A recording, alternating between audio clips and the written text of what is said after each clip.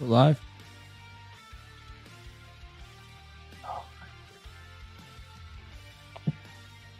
All right, we are live. Just make sure I'm not getting this glare right now. All right, everybody. Welcome to Fam Sports New York Varsity. I'm your host, Frank Langella, joined by my co-host, Marsilio Langella. Mars, we have reached Week 9, Section 1 football, and in the Hudson Valley Football League. We are at the semifinals for all of the leagues, for A, AA, B, and C, and we are in the championship round for the Hudson Valley Football League. So obviously, great football coming up, and the season, unfortunately, coming to an end as well, but a lot of great football that's ahead of us this weekend. Yeah, man. I mean, the fact that we are deep in the playoffs, we are basically right at the semifinals for a lot of the classes, and the fact is that this is where it gets really interesting because we get to find out who's going to be in the section title. And that's going to be the most exciting part of the season, obviously, until we get to see what happens in the state tournaments. But yeah, man, it's going to be really cool because now we're finally getting to the peak of this playoff. Absolutely. I want to welcome our audience. We appreciate you guys for tuning in each week. This is our fourth live show? Yeah, fourth. I think we're on fourth live show, I think. Fourth live show, and we appreciate you guys. I know we've kind of mixed it up this year, and we've had to for a lot of different reasons, a lot of it to do with work-related reasons. So we appreciate you guys being patient with us. And, we want to welcome you guys to the show. We're going to be talking about the playoff games that are coming up. We also want to make sure if you guys have any questions, make sure to put it in the chat, and we'll get to those questions as fast as we can. And, always comment on what we're commenting. We love talking football, so we're going to go back and forth. And make sure to give a thumbs up and subscribe to the channel. It really does help us out. If you're interested in donating to our cause, those links are in the description below, as well as many other links. So we really do appreciate everything that our fans have supported us through our time here. And we hope that we brought you guys an enjoyable experience. And, we love talking football. We love showcasing some of the programs and the kids. And so we really do appreciate you guys. As always, Mars, any last bit of comments before we kind of dive in what's going to happen on the show here? Yeah, man, I feel like we've been, and I said this before on other shows, that we did this all ourselves, man. This is just me and you rocking all this, whether it was the preparation before the show, whether it's the producing of these videos, posting it on YouTube, on Instagram, on all the Twitter work and everything. A lot of stuff goes into the making of these, but it really does mean a lot when everyone comes out, supports the channel, gives that thumbs up, spreads the word, and hits that subscribe button. So I really do appreciate you guys coming out to watch and all the support all season long. We started this 2019, two guys making this show alone, and here we are. We are growing. I think subscriber counts in the 700. So we're trying to get ourselves closer and closer to that 1,000 number. So and obviously keep going from there. But do appreciate everyone that comes out to watch on a daily basis and has great engagement. So I appreciate you guys. Yeah, we can't thank them enough. And how the show's going to work, guys, we are going to go into each matchup. So we're not just going to, we're going to take a dive into each of them. I have some huddle clips that I want to show on some of the games, kind of to describe each team. And unfortunately, some of my videos got ruined. So we're going to have to do the best we can with what I have, unfortunately. Technology can be a pain in the butt, as many people can know. But again, Mars, let's talk about the games on slate. And then we'll start diving in from AA all the way down to the Hudson Valley Football League. And if you miss anything, don't worry. We have this as a DVR video, so you can go back and watch. So don't worry about that. But let's talk about the games on slate, Mars. Starting with AA, the two semifinals games, we have the number 2 seed Arlington at the number 1 seed Mamaroneck. And we have the number 3 seed North Rockland at number 1 seed Carmel for AA. And for A, we have the number 2 seed Harrison at the number 1 seed Somers. And the number 4 seed John Jay Cross River, coming off their huge upset, is going on the road to play the number 3 seed Rye, who also upset the number 2 seed Pelham last week. And when we go to B, Mars, we have the number 4 seed Ardsley at number 1 seed Pleasantville. And we have the number 3 seed Nanuet at number 2 seed Byram Hills. And for C, we have number 2 seed Valhalla at number 1 seed Dobbs Ferry. And on the other side is the number 2 seed Brook, which is a nice surprise, at number 1 seed Westlake. And for the Hudson Valley Football League Championship, Mars, we have the number 2 seed Spring Valley at number 1 seed Walter Panas. So those games on slate, some really interesting matchups. Let's start at AA, Mars. And the first game I want to talk about is the one I mentioned first, and that is the number 2 seed Arlington at 6-3 at the number 1 seed Mamaroneck, who's 8-0. And getting here, Arlington had to win versus New Rochelle. It was actually the second time now they've eliminated New Rochelle in back-to-back seasons, which is pretty rare. But that was a competitive game for most of it. And on the other, Mamaroneck won versus Mount Vernon in kind of an offensive explosion that they had. And when you look at these two teams historically since 2004, Arlington's 4-0 versus Mamaroneck. And the last time they played was in 2019, where Arlington won 44-0.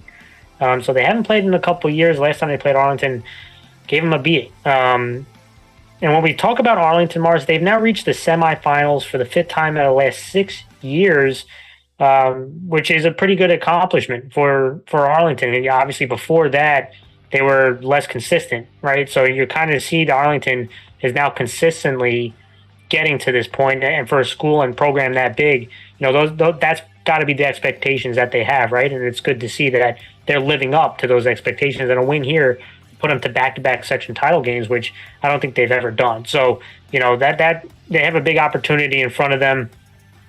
Last week they were trailing at halftime, 21-14, and they ended up outscoring New Rochelle in the second half. I think it was 26-8, right? So, they really turned things around in that second half to win and move on to the next round. And offensively, this offense is a pretty strong offense. They're number 4th ranked coming into the playoffs out of the 14 schools in AA.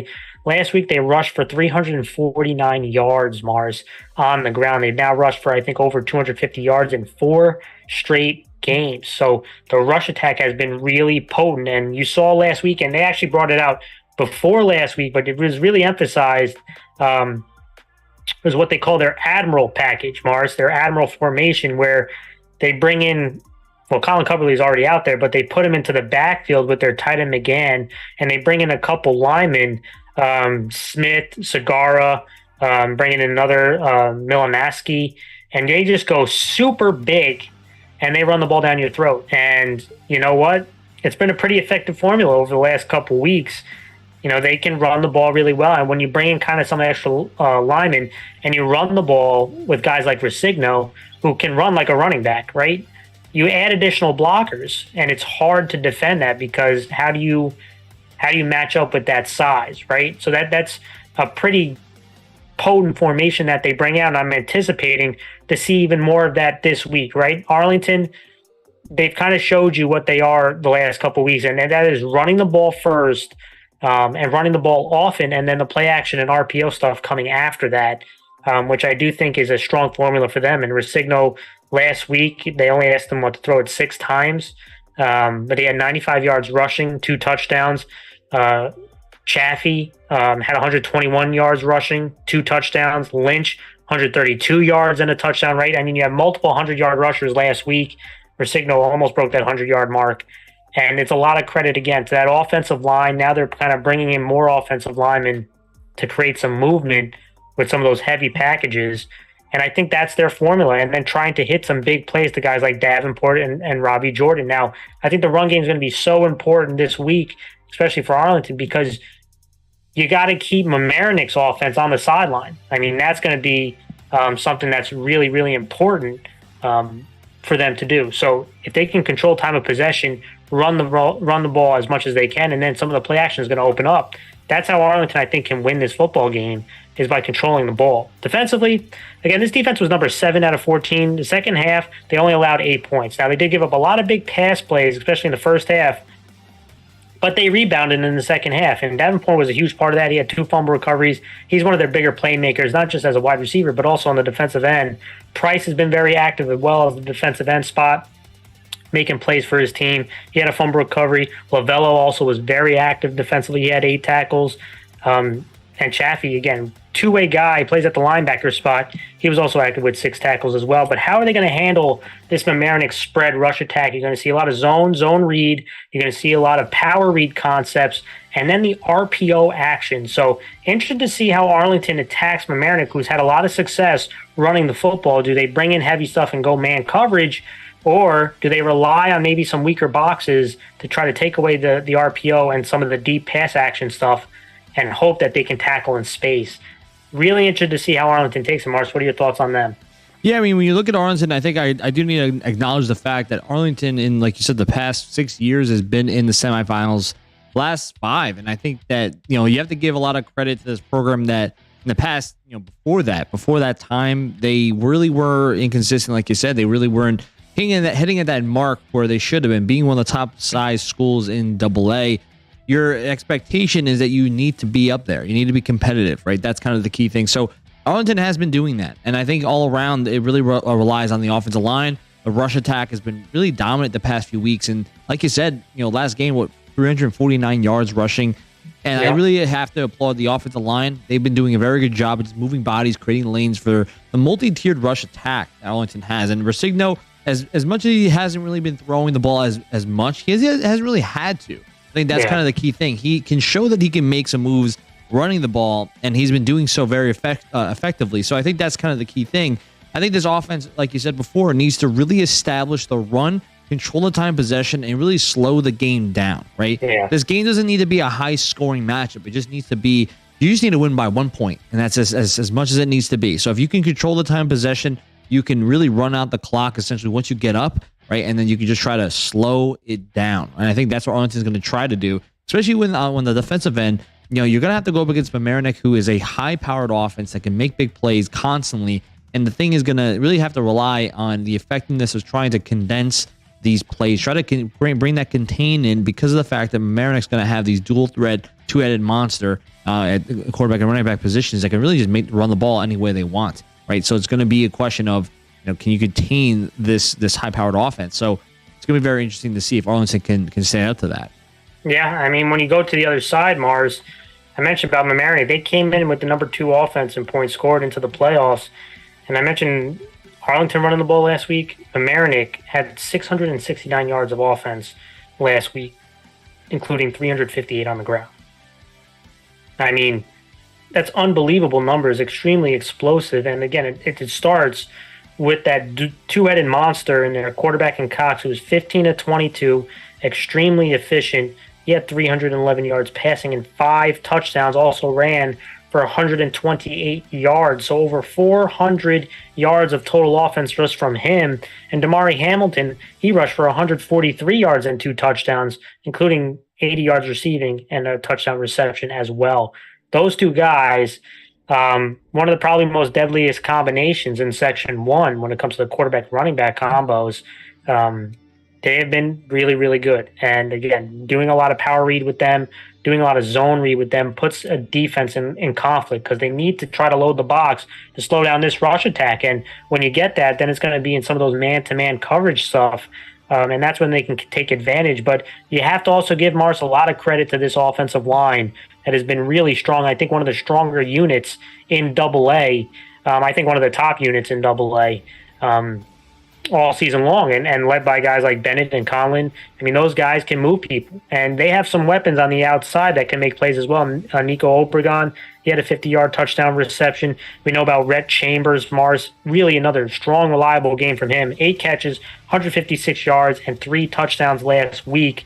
Again, these guys can beat you multiple ways, but to me, it starts with running the football. I think you want to spread Arlington out, attack them out on the edge, use the speed advantage. I think Arlington, again, has a size advantage, but Mamaroneck, I believe, has a speed advantage. They need to utilize that. And on the defensive side of the ball, this was the number 3 defense, Mars, out of the 14 schools in points allowed. Now, they gave up some points last week, some big plays. Stopping the run is going to be the top priority. They have to get Arlington kind of in uncomfortable situations, which is just throwing the ball 25 plus times, right? I don't think that's when their offense is really clicking. They want to be ahead of the chains. They want to be running the ball. And when they're throwing the ball more, you're probably going to get more 3 and outs that way and getting your offense on the field. They have to stop the run because they need to give their offense more possessions, because they can put up a lot of points. But if they're sitting on the sideline and Arlington's hammering you, running the ball, I think Mamaroneck could be in trouble if that's the case. So stopping stopping the run is going to be top priority. And it's going to be at each level, right? From the linebacker spot of Ramsey, from the defensive line spot from Bennett and other guys, to the DBs. I mean, the DBs are going to have to man coverage at times and come up and stop the run. So, Mars, what are your thoughts on Mamaroneck before we kind of go into the keys and pick the game? I mean, when you look at Mamaroneck, offensively, they are the most intriguing offense of all of AA. They have the ability to run and pass so effectively that I think they're the most efficient offense. I know based on points, they are the second offense in all of Section 1. But I think when you're looking at what they can do it all, right? They can pass, they can run extremely well. But obviously behind Cox and Hamilton, they're just a two-headed monster. I keep referencing them as being that two-headed monster because it's really difficult to stop them all around. And I think that when you look at what they have the ability to do, especially with this offensive line, just moving bodies, you have the skill players on the outside that make plays.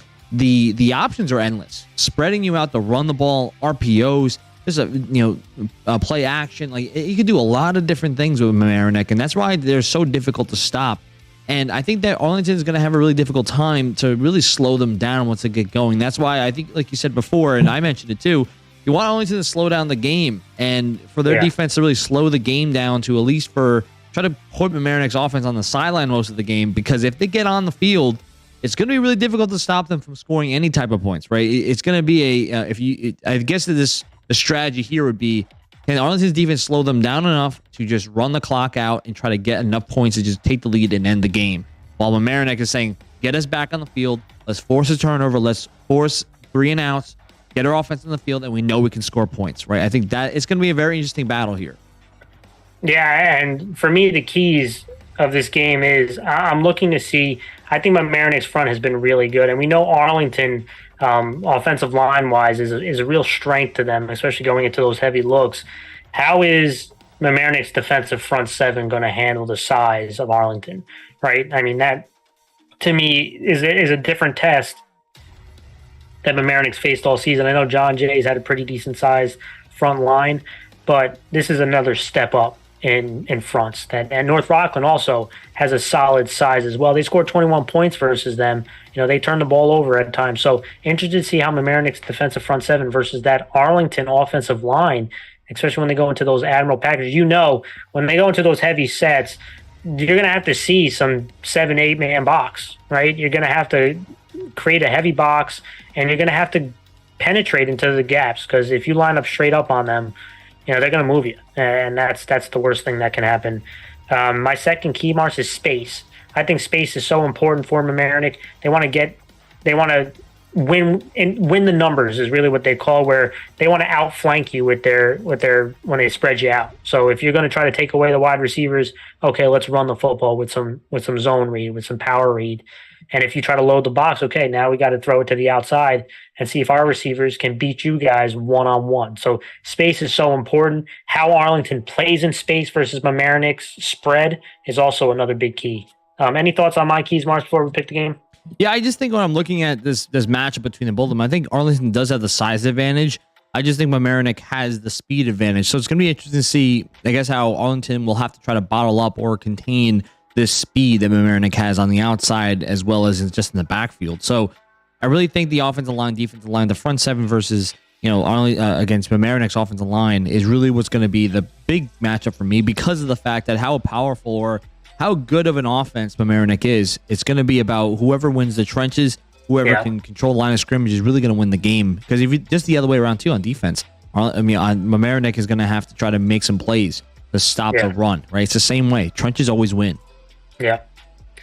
All right, Mars, let's go to the game pick. And to me, this is such an interesting matchup because I think they both can hurt the other team in their style of play, which is usually when you get into playoff football, each team has talent. So it's not about a team whether they have talent or not.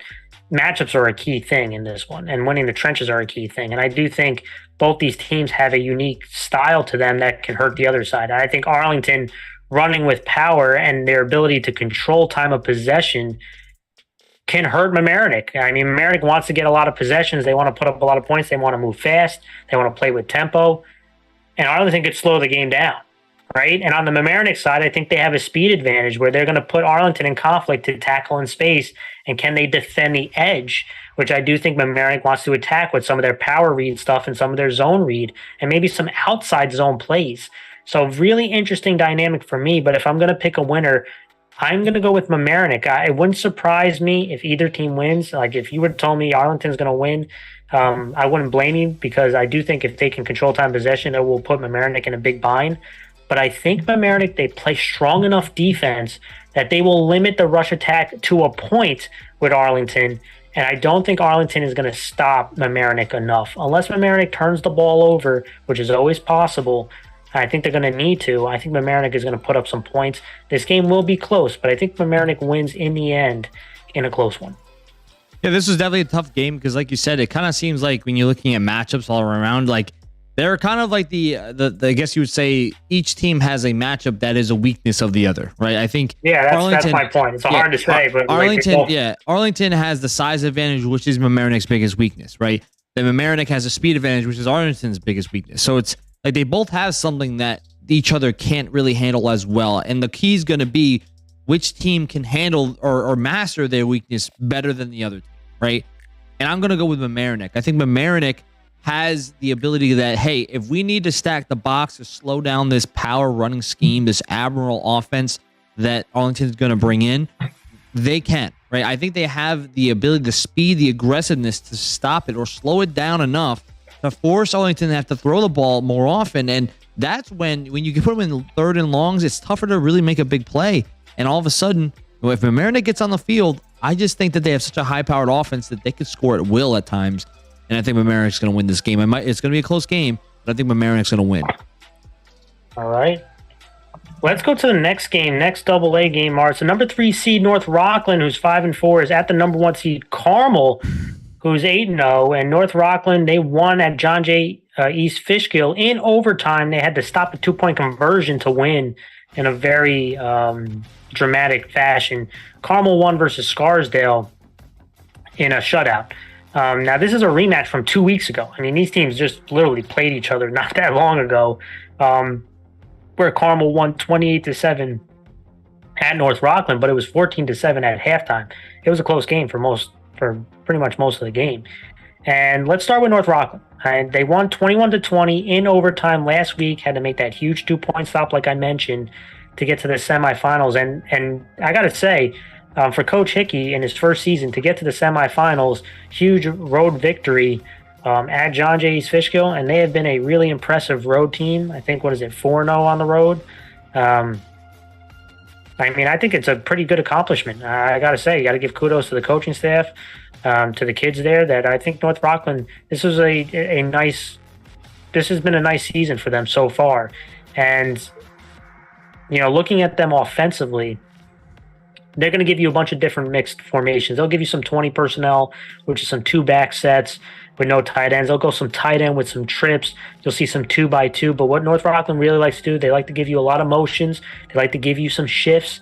They like to give you some, false steps by their backs. And what I like to call this, and I kind of talked about this offense a couple weeks ago, in the same, 2 weeks ago when they played Carmel, is eye candy. Call it eye candy, defensive eye candy, where they try to draw the eyes of your defenders to the wrong spot, right? And they're going to run it the other way, or they're going to throw it the other way. They want to get you guys thinking, being hesitant on the defensive side of the ball. And they do a pretty good job of it. And listen, last week they went up against the number 2 defense, and I thought they had some bright moments on offense. And, they do some good stuff. But to me, it starts in the run game, right? I mean, their running back, Savor, he had a long touchdown run of 40 yards. He had 87 yards total and a touchdown. Quarterback, Italiano, efficient, 6 of 11, 82 yards and a touchdown. Also had 53 rushing and a touchdown as well. A guy who I really like watching this offense is kind of their fullback, H-back, wide receiver, Freddie Vasquez, who's a very versatile player for them, Mars. He'll block as an H-back. He'll come out of the backfield, catch passes, he'll line up in the slot, and catch passes, he'll block out in space. Very versatile offensive player for them. Really important player for them. He had 4 catches for 45 yards. He actually, I think, lead the team in receptions. And wide receiver Greg Becker. He's a really, really good two-way player for them. He's made some big plays. He had a game-winning touchdown last week in overtime. But this is a guy who makes key plays for them in pivotal moments. They went to him near the goal line in overtime to make a big play for them. And you can't forget about wide receiver Ferrari. He's another guy. He leads the team in touchdown receptions. they have offensive weapons. I mean, the offense got some big boys up front. I mean, they got big bodies. They give you that eye candy with the motions and stuff. It's about consistency with them and getting into a rhythm, because sometimes they kind of get backtracked, whether it's big holding or a fumble, something that puts them behind the tracks, and that's kind of where the offense falls apart. But when they get into rhythm, they can make big plays, and they got speed out there that can really hurt you. I do want to show a North Rockland clip, but let's go to their defense, Marcel. I'll ask your opinion. Again, they had that huge stop by the goal line and the 2-point conversion to win that game. Becker was really, really good for them. I mean, he had 13 tackles. He had an INT, diving INT to force a turnover, had that stop on the 2-point conversion.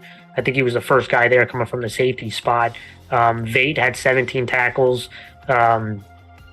Vizcaino, their linebacker number 1, 14 tackles, 2 tackle for loss, a sack last week, Mars. I mean, they got some playmakers out there. They played big against kind of a power running and, a rollout type of offense. But again, they're going up against Carmel. They faced a couple weeks ago, heavy run schemes and play action out of that.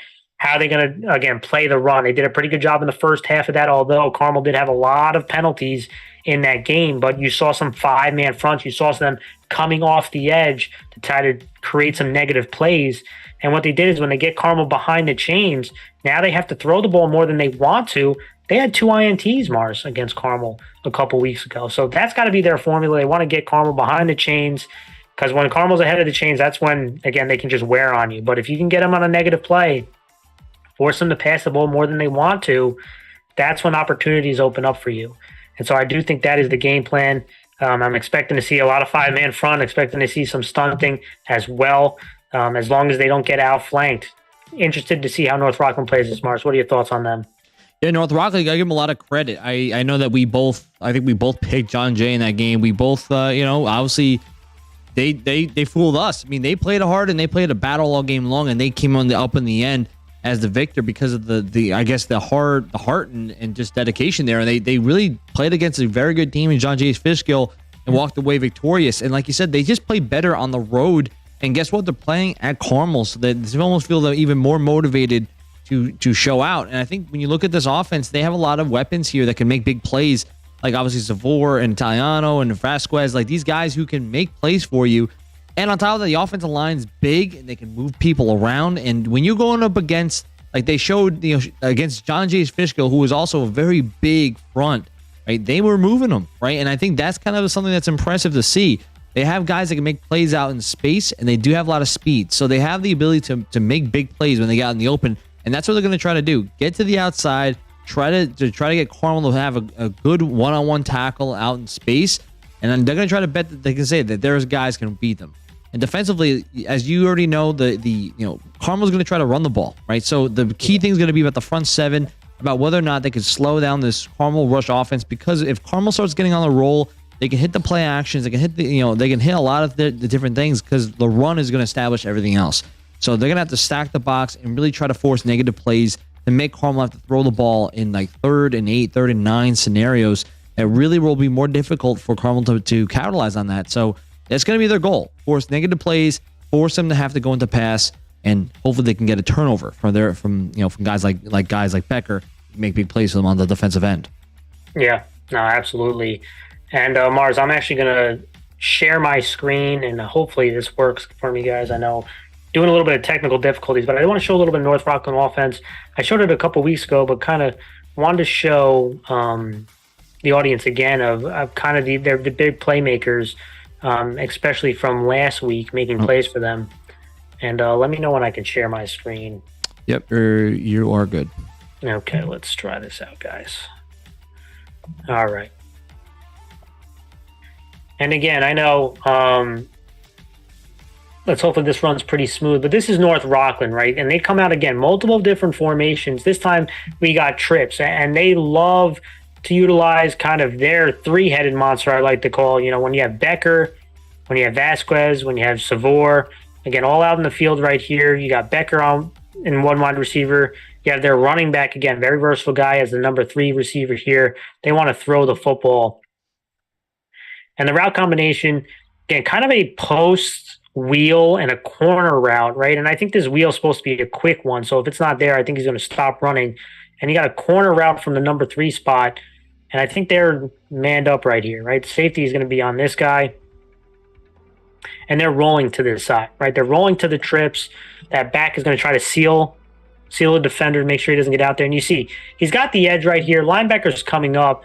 The corner route, if this guy stops running, is the only one that's going to be really open. This post is opening up late, but he's going to have to throw across his body. He's not going to make that throw. So he's trying to throw it to the corner. He probably could run for this, but he wants to hit this big play. But I want to talk about the versatility of number 22. And again, this is a back running out of the backfield as a sniffer, line him up as a receiver, run patterns. He run the corner route right here. Look at him go up for this ball, Mars. He's also going to get 2 feet in, right? So he makes not just a really strong catch right here. He makes an NFL catch, right? Getting 2 feet in bounds. And you can watch him. Again, very versatile guy that you could put him out as a wide receiver, and he can run patterns for you. And again, a little bit too clunky here, right? But their 2 defenders end up being right on him. He goes up, catches this football, gets both feet in bounds. And this is a huge versatile player for them. They rely on him to do a lot of different things, and a lot of defenses have to focus on him, right? So when you go to the next play now, right, we went from trips, spread, to now 20, right? 2 backs. You got 22 right here. You got Savor right here. And again, if defenses are just going to focus in on him, they'll give you a little bit of eye candy, which is, again, trying to fool your linebackers, fool your defense. And so what they're going to do here is they want to try to get these linebackers going in the wrong direction so that they can get outside. And so this guy's actually going to take a step or 2 this direction, and Savor is actually going to shuffle in this direction, right? So what do they want to do, Mars? If linebackers are reading this and they see these guys flow this way initially, where do you think they're going to run? They're going to run towards their right offense is left. But what happens is he takes 1 step this way and he's coming back, and the guard is going to pull with him. So it's really going to be a run play to the right side, but they're trying to get these linebackers to flow in the wrong direction, right? And you can see, look at that step right there by the sniffer or the H-back. You see the shuffle by Savor. Look at the linebacker bailing to this side. This linebacker also took steps this direction. Now he reads it. He's got to react back. But they got what they wanted, right? You can see the lineman getting up to the second level to seal this guy off. And now bad things are going to happen for the defense. They get to the outside, and a guy like Savor who runs hard, who's fast, you get him to that second level, he can be pretty dynamic. And so he scores on that long touchdown run. Coach pulling up the 1 finger. He wants that extra point. He knew it right away. Once he gets to that open field, that's a big-time play. All right, finally, I think one of the more underrated players in AA is this kid right here, number 8, Becker. And he's a really important 2-way player for them, both on defense and on offense. And, they rely on him in the passing game a lot and on jet sweeps. So this is not going to be a jet sweep, but it's going to act like it. They're going to motion him across. They're going to hike the ball right when he's next to the quarterback. And it looks like they're going to fake the jet, fake the dive, and then throw it to him into the flats. Pretty much acting like a jet sweep or a screen. You're going to see blocking out on the edge. And again, this is number 22 right here. Put him out as a wide receiver. Try to get him to block in space. There's 2 fakes. Again, the eye candy to freeze everybody in here. They throw it out here. Nice blocking out on the edge.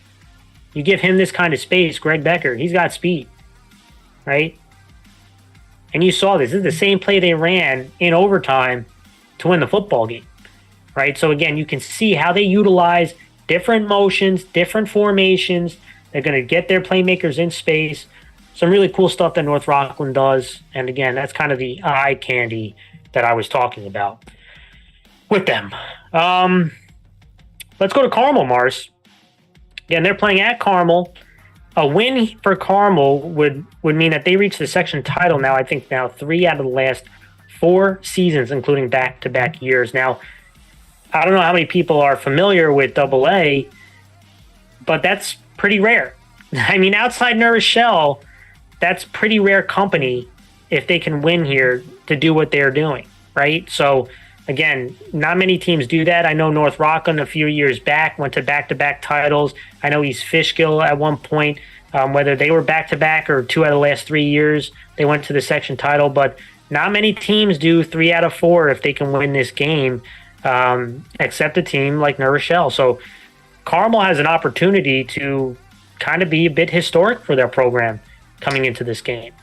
And offensively, listen, this was the number one offense in points scored. They scored 38 points last week.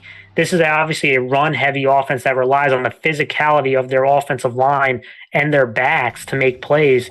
Keating had 172 yards last week and a touchdown. He looked good. And Werleu's another guy who's been really reliable for them all season long, had 77 yards rushing. We know Rosafort, another very reliable running back. But this game, to me, is on the offensive line, the fullbacks, tight ends, blocking up front. I thought, again, when you go watch North Rockland a couple weeks ago, way too many penalties. They shot themselves in the foot so many times. I'm interested to see if this offensive line rebounds from a game like that a couple weeks ago and kind of comes for some revenge this time around to say, hey, we did not, we need to dictate this game. And I do think, they have the talent to be the best offensive line in AA. So again, how they come out in this game is going to be really interesting because they want to run the football. Now, Matt Gay played pretty well last week. 5 of 6 throwing, 108 yards, 2 touchdowns. Santiago, we know, is a big body target that they use. They have some receivers on the outside, but this is a run-first team, play action pass, and they want to be efficient throwing the ball. And Gay was efficient last week. That's going to be absolutely huge for this offense. But they're going to try again, outflank, and they like to shift formations. They like to outmuscle you. And so again, how is Carmel going to handle those 5-man fronts? And North Rockland will change it up between 4 and 5-man fronts and bring in some people on the outside to try to generate some pressure more. So really interested on that. Defensively, this is the number one defense going into the playoffs. We talked about it. Had their third shutout of the season last week. 6 games marched with 7 points or less this season that they've allowed. So again, this defense, very strong. A couple weeks ago, they did get burned on a long touchdown pass, but they did a pretty good job keeping North Rockland at bay, running the football and throwing it. So again, how do they come back around? I always think it's really hard to beat a team twice in one season. And defensively to defend a team twice in one season because they saw how you played them, right? So it's always hard to duplicate what you did the first game usually. I always think it's kind of this mental block, but this defense has been very sound. They swarm to the football, and how are they going to handle the North Rockland shifts, the motions, the eye candy that we talked about earlier, Mars, is going to be huge in this game. We know, they forced turnovers last week. They pitched that shutout. But again, now you're facing a North Rockland team that's got a little bit more speed and size than Scarsdale. So interested to see how they play them. Mary's had an INT last week. Storen had an INT last week. This defensive front 7 with guys like Bolin and PJ, Risley and Smith. Rosafort probably deserves MVP. He definitely should be considered for MVP of AA this year. But these guys got playmakers, and can they execute Mars against some of that eye candy of North Rockland? Yeah, I mean, when you look at Carmel, like you said, they're the number one points scored on offense in all AA. Number one defense and points allowed, probably in all Section 1 based on statistics. And, they've been dominating a lot of teams. Now, granted, I think the key thing that I notice a lot of times with Carmel is that they always, in the first half, kind of start out slow. And they've always kind of allowed for teams to kind of stay close. And then all of a sudden... Not last week. Not last week. Last week, no. But in certain games, no. But when they play against teams that have, I guess I would say, in comparison, size up front to them, I feel like a lot of times they kind of start out a little slower, and then second half they kind of turn it on, and all of a sudden the score kind of widens out. And I'm looking at Carmel as being, one of those teams that really wants to set the run, because clearly when you run the ball, you can really wear down any defense, but also just open up a lot more on offense as well, like our play actions and things like that. So I really think that Carmel's going to try to establish the run. And like you said, I feel like this is like an open challenge to the offensive line. They struggled last time they played against North Rockland. The question is going to be whether they will continue that struggle, or will they just kind of open it up like they have against Scarsdale and other teams, because this offensive line has the ability to be number one in Section 1 AA, but it's going to be about how consistent can they be against another very large defensive front, a very large set of guys up front. Now, defensively, like I mentioned before, number one defense in all Section 1, I think it's going to be a lot has to do with trying to slow down this, I guess really keep contained and slow down this North Rockland offensive, all these weapons they have, because they're trying to get to the outside and get some plays so they're speedsters who can really burn you if you give them a chance to. And like you said, a lot of misdirection that North Rockland does is going to be about discipline. Do you know? Do you follow your keys? Do you follow your reads? and don't just jump the gun on any slight movement, because that's what North Rockland begs for. They beg for you to jump the gun, attack early so they can kill you with that misdirection, those counter plays. So for Carmel, it's going to be about, can they stay consistent? Can they stay disciplined? And I mean, it's just really about slowing down this North Rockland offense.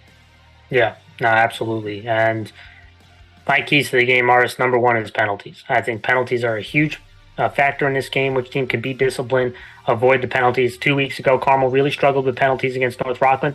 Even last week, I thought North Rockland had a couple big plays versus John Jay's Fishkill called back because of penalties. So penalties are going to be a huge factor in this game. And the second one's big plays. I mean, North Rockland generated some huge chunk plays that I think really sparked their offense last week. And Carmel, again, a couple weeks ago, they had some huge 20-yard, 30-yard plays that were called back because of holding, right? And again, that's going to be so big. Big plays generated and penalties, I think, going to be key factors in this game. Mars, what do you got winning and why? Well, you know what? This is a very big game for both programs because you have a brand new head coach in North Rockland that obviously first year going to the semifinals is a big deal, and you really want to see, can this underdog story of North Rockland really make a comeback and get all the way to the section final? They have the size, they have the skill players to do it.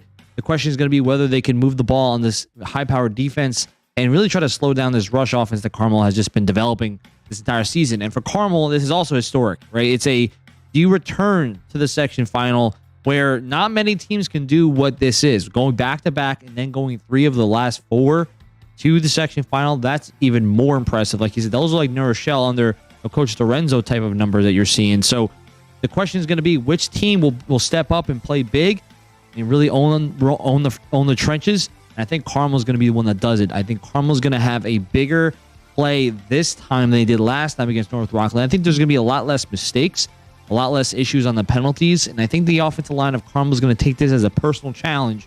Can they overcome a very large front that North Rockland has? And if they can do that, I think they're going to win the trenches. They'll win the game. Carmel's going to return to the section final again. Very interesting. And again, I want to welcome all our fans. I know, again, we just finished up AA. We picked both games there. Make sure, guys, if you haven't already, hit that thumbs up and subscribe to the channel and send us some questions if you haven't. We'll answer them on the show. Or who do you think is going to win the games that we have talked about already? Throw those in the chat as well. So, guys, don't be shy. We love interacting with you guys. So please make sure to send in any questions that you have. But now we're going to move to A, Mars. And let's start with the number 2 seed, Harrison, 8-1 at number 1 seed, Somers. I think this is one of the games of the week. I think all of these games are really great. I think these are pretty good matchups. This one is very intriguing to me. And Harrison won versus Mayapack last week, and Somers won versus Brewster in their rivalry game. But Somers 4-1 versus Harrison, Mars. They have won 4 straight. This is a rematch of last year's quarterfinals where Somers won 35-10. But let me start with Harrison, okay? And I do want to say, and shout out to Damian Santiago in the chat, so appreciate you. But going back to Harrison, I have to say something that kind of annoyed me, all right? And it's not the biggest deal, but it's just something that I want to kind of give Harrison a little bit of love. Now, last week, they won a very close game at home versus Mayapack. And, this is not nobody's fault. I'm not throwing anybody under the bus here. But after the game, all I heard about was, Mayapack didn't have this and penalties went against Mayapack. And I didn't see any credit given to Harrison, which hasn't been in the semis. And someone in the chat could tell me last time Harrison was in the semifinals, right? And I know there was all these things, but there wasn't Harrison pulling off something that they haven't done in a long time. I just felt Harrison didn't get some of the due credit that they kind of deserved. And if I'm going to be honest here, I didn't think Harrison defensively played a great game. I think they could have played better, right? But this is what I do know. In the fourth quarter, they were down 19-14. And so Harrison had to get the ball. They had to go down and score. They had to stop the other team, and then they had to run the clock out. Those 3 things had to occur for Harrison to win. And Harrison did that. And so, yeah, maybe there's ebbs and flows in games where things can go wrong and things can go bad, and maybe have some, things that you don't feel is fair. But I got to tell you, Harrison, I didn't think played a great game defensively, but in the fourth quarter, the money quarter, they had to go down and score. They did. They had to stop the other team. They did. And they had to run out the clock. And they did that. Right? So I think Harrison deserves some credit for that. I didn't think they got enough of it. I'm not blaming anybody. I'm just saying I think Harrison deserves some kudos here. Now, getting to Harrison going into this game, they have to play better defensively or they're going to have a much more difficult time. Because offensively, listen, this is the number one offense coming into the playoffs. They score a lot. Last week, I didn't think they had a lot of possessions, especially in the second half, because Mayapack controlled the ball. And when they didn't get enough possession, now I do think they moved the ball pretty well for the most part and effectively. It's going to be harder to run the ball against Somers, right? I think they're a tougher defense than what they faced last week. And so they're going to have to be very efficient again this time around. And I really like the way their quarterback, Citro, he played last week and has played the last couple weeks. He had 84 yards rushing, 2 touchdowns, but he's making smart decisions, right? He's making smart decisions. And when you run option football, you need a quarterback who, again, he's going to have to throw sometimes. He's going to have to run the ball really hard, and he's going to have to make correct reads. And he did that. And so a lot of kudos to him. He's going to have to play really big in this game because, we know Barcello has been really important for them running the ball. I mean, he had 84 yards rushing, but I think Somers is really going to try to tee off on the fullback, and the quarterback runs and the counter plays are going to be huge to guys like Krupe, who's been big. Marinelli at times, we know that he's rushed the ball really well as this season. And McLaughlin, who had a reverse for a touchdown last week on a very nifty counter reverse. And those are the kind of plays they're going to have to hit. They're going to have to get on the outside of Somers because running in between the tackles all game is going to be very difficult to do efficiently. And what also Harrison's going to have to do, they're going to have to hit some pass plays. Right? They're going to have to hit some pass plays. You're going to get some man coverage, potentially some man-free coverage, and they're going to have to hit it. And so, they're going to have to throw probably a little bit more than they want to normally in their scheme and their offense. But again, it's being smart. You're going to have to run those options, maybe even some twist option stuff. The counters are going to be so important, and passing the ball, you got to be efficient to keep this defense honest. Mars is going to be really, really important. And I'm looking at this offensive line has played really strong all season long. Mars going up against that defensive front seven of Somers is a step up in competition here. So interested to see how this offensive line, guys like Ranello, Haynes, Tiburcio, Mandoloni, how are they going to handle that defensive front seven of Somers is going to be really, really important. Defensively, I mentioned it. Last week, Mars, they gave up over 340 yards rushing. If that happens again, they give up over 250 yards rushing this week, they're losing. I think it's that simple. I don't think if they give up the amount of rush yards that they did last week, I think they lose this game. And to me, I think at times they missed more tackles than they normally do. I thought they got outflanked at times than we normally seen. I mean, Harrison has been really, really efficient defensively over the last month or so of the season. And so last week, I thought they were caught a little bit off guard. And at times, they missed a lot of tackles. So they're going to have to be much better at that this time around. Guys like Muto and that defensive line going to have to be much more stout up front. And they're going to have to try to generate some pressure, Mars, on Fitzsimons because he cannot sit back there and sling the rock around. Now, Fitzsimons likes to get the ball out of his hands quickly, so you can't just send blitzes because now, he's gonna pick you apart with the short game. But some of the deep stuff, you got to put McLaughlin on their best receiver and try to match up everybody else. At times, you're going to have to send stunts, and at other times, you might have to drop 8 guys and try to hope that your defensive line can get home. If Fitzsimons take away his first read is going to be really important. Mars, thoughts on Harrison before I show their offense? Yeah, I mean, the fact is Harrison definitely deserves a lot of credit to the fact that they can get back to the semis again, and I think that is kind of the key thing I was thinking about too, whereas a lot of people were just not really giving them their due. I think they kind of seemed like it was a Harrison got lucky to win the game kind of a feeling, and I was like, Harrison did what they needed to do to win, right? There was no BS, there's none of that extra stuff that was thrown in there. It was just like it sounds like it's just excuses essentially. So I think Harrison played well. They had some tough spots in that game, But they did what they needed to do, and they won the game. And now they're playing against the top level opponent in A and Somers, right? The key thing that they need to do offensively is really their offensive line has to step up. You're playing against, I think, a well-rounded, stronger group in Somers up front, and now they're going to have to try to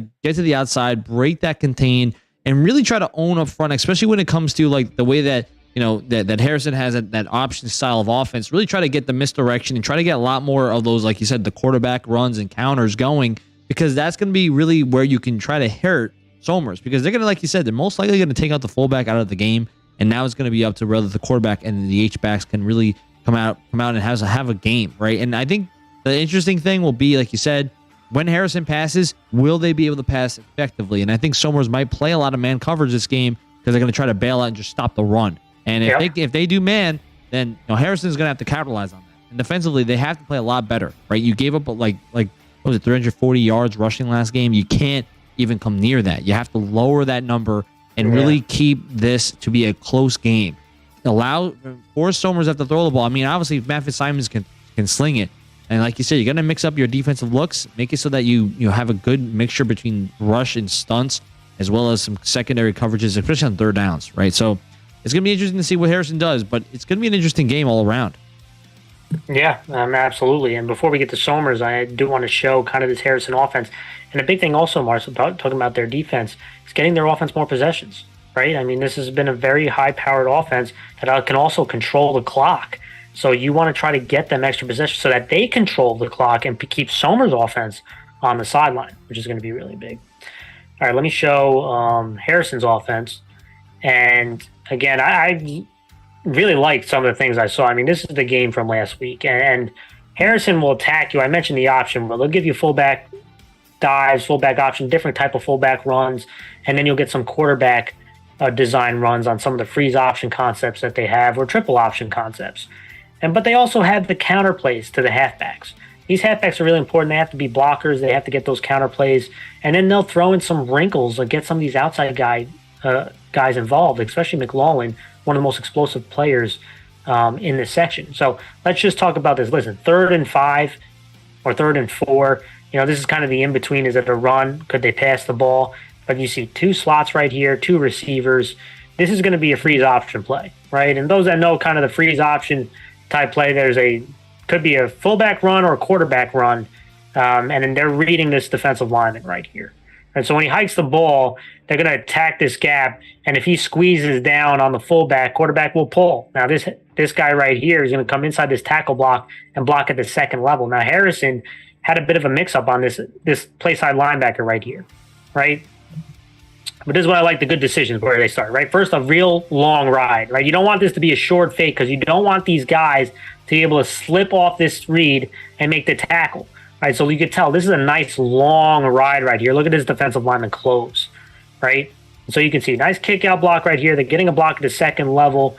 Running backs coming inside that block to block at the second level as well. Really nice fake. I mean, it was such a good fake that the play side linebacker actually bails to the fullback too, right? Which helps with this screw up right here, because I do think he's supposed to block this backer right here, or the lineman who went to the second level was supposed to block this play side backer. He's on block, but the fake was so good that he actually sucks him in as well, right? So this is a really good fake, really good read, and the quarterback making a nice play, gets a chunk play out of this, right? So you're going to see that. It could be fullback run, it could be quarterback run, but they're going to have to throw some counters against very tough Somers front. Again, you can see the 2 slots here. This time, the 2 receivers are on the same side, wide side of the field. They're actually going to go counter weak right here. So they're going to fake the fullback, counter back, and see these linemen pull. And they're going to have to use this misdirection against Somers, right? Because you can't just hammer. They got to hit the counter action. First, look at the movement on the play side, Mars. You see the movement right here. You like what you see when you get that kind of movement on the play side. Allows these pulling guys. Again, it's going to be a little bit tight, but you got the movement that you needed. Getting up to the second level, you're going to watch a nice block right here on the play side backer. Here's the lane. Now the running back actually bounced it to the outside. Probably should have kept it in, but this is a player making a play out there, right? Probably should have kept it inside, but he bounced it outside. Look, he makes one guy miss, makes the second guy miss. Some nice blocks on the play side, and he explodes again for another chunk play. Those counters are going to be so big for a Somers defense that's very aggressive. But you got to follow your blocks, right? You can't just bounce to the outside versus Somers, right? You got to find that hole. It might be small, and you got to hit it hard. So I mentioned option stuff, counter stuff. See, I almost went to the wrong team. Now let's go to the final part, which is kind of the wrinkles. And again, getting these playmakers involved. So after the counter, similar look and play, right? I mean, you have two slots right here, but they're actually going to do a bit of a reverse with a guy like McLaughlin. And when you get the ball in his hands, he can make big things happen. Similar play right there, right? You saw the counter action. Give it to the back, two linemen pulling, but this time a reverse. They give him the reverse. Quarterback is going to be blocking out in front. They actually have a guy out here who reads it, right? But a nice block. Quarterback getting involved in the blocking game. Strong block on the outside right here, Mars. Boom, blows up that guy. And now this is just speed. I mean, it looked like the easiest sweep touchdown. It didn't even look like he was moving fast, but he's moving, right? And you get a touchdown that way. This is going to be the big question to me. Spread, gun, right? You can tell it's man coverage. They have one safety in the middle of the field. Can Harrison make enough plays out of these type of pass concepts to keep a defense honest, right? You have a big playmaker in McLaughlin. This is just a go pattern. Can he beat man coverage? He absolutely can with the speed. And can your quarterback make a good throw, right? Boom, right in the bucket. Can they make these kind of plays enough, Mars, is the big question to me, right? Because it's going to be hard sledding to run the ball. They have to stay honest with it, true to it, because that's their identity. But can they hit some of these plays is a big question I have. All right, Mars, let's move to Somers. And listen, Somers, they have won 24 straight Section 1 football games. I mean, they have been a real dynamic force in Section 1. They have an opportunity now to make it, 3 straight title games, right? So a couple years ago, they were in the COVID year. They were in the regional title game, and now opportunity to go back-to-back in section title games. So just really, really incredible stuff. Last week, they won, 38-6 versus Brewster. And this offense, they're really clicking. This offensive line is leading the charge with guys like Polito and Kreco and the rest of that group, Mars. They have been mauling people up front.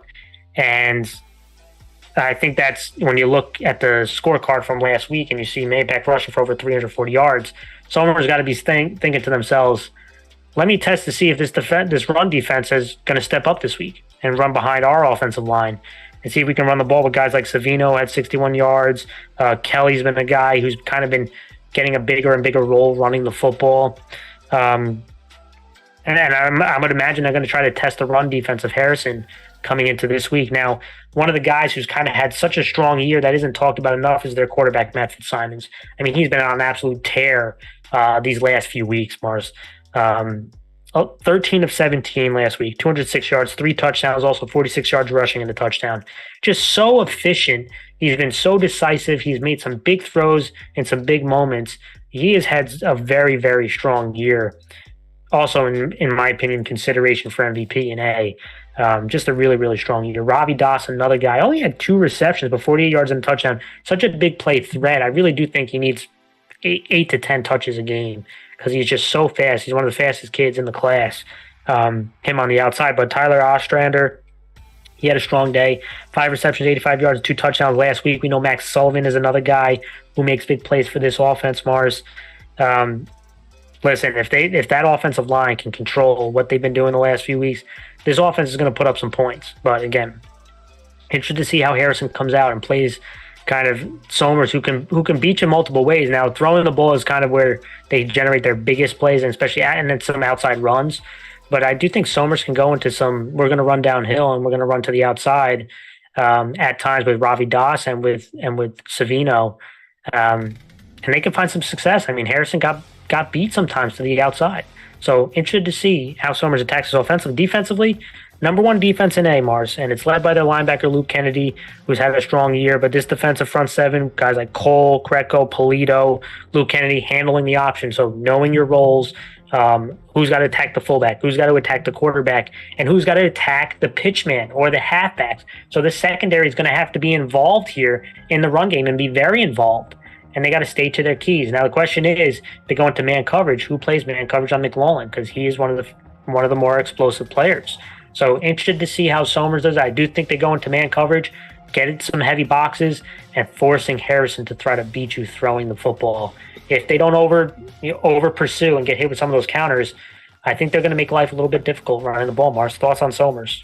I mean, Somers has been dominant, right? I mean, the program has been booming, and you could see that how they've been consistently been in this, either in the semis or section finals nearly every year. And now you're looking at this team, and I think the offensive line has been playing just extremely well all season long, and you just now see Matt Fitzsimons just continuing his dominance. But it's not just that, like Matt Fitzsimons, he's got a lot of skill guys that can make a lot of plays, like Savino, who's just been fantastic this year. I saw that I saw that he was offered I think it was a college had offered him, I think it wasn't West Virginia, I could be wrong, for I think it was Savino. You need breaking news for me. I don't know. I saw something on there. I saw something on Twitter. I saw Savino. Something for Nick Reed. Was there for Savino? I thought it was Savino. I could be wrong. I don't want to blow up his spot, so I don't want to. Well, Savino maybe can comment. He'll tell us here. Maybe I'm trying to tell West Virginia to go give him some offers then. But the thing is that you have some guys who can make a lot of big plays on this offense, and I think that Somers has the ability to do a lot of different things if they wanted to. Like, that's what's crazy about this offense. They have a guy like Matt Fitzsimons that can throw the ball anywhere on the field. They wanted to go into more passing situations. They also have the offensive line and run power to just run downhill, right? So the key thing, this offense can really just do whatever they need to do, and it's really going to be difficult for Harrison to slow them down because they have the ability to just do so much. And defensively, it's the same thing. They're very versatile. They can do a lot, and they can really send the heat, and they can rely on their secondary to play man-to-man coverage, right? And it's going to be tough to really move on this defense, especially the way, for versus Mayapack last week with Harrison. Harrison had more of an easier time navigating through it. They had some tough spots, but Somers has a bigger front, and they also have just a more effective secondary. So it's going to be tough for Harrison to move the ball on him, but I think Somers has the advantage on it when it comes to size and just all-around athleticism. So it's going to be very interesting to see what happens here. All right, Mars, the game pick. And before I go to the game pick, I do want to mention a couple keys. My number one key is the number 200, and it's the over-under on rushing yards at the 200 mark. And if Harrison can rush for over 200 yards, I do think that they're going to have an opportunity to win this game. Again, running the ball for Harrison means that they're controlling this game, and they like to also play with some tempo, but running the football is their number one identity, and they need to have some success on that end because I don't think they're an offense designed to throw it 20-plus times. But can they throw it 10 to 15 times and be efficient at it? They could.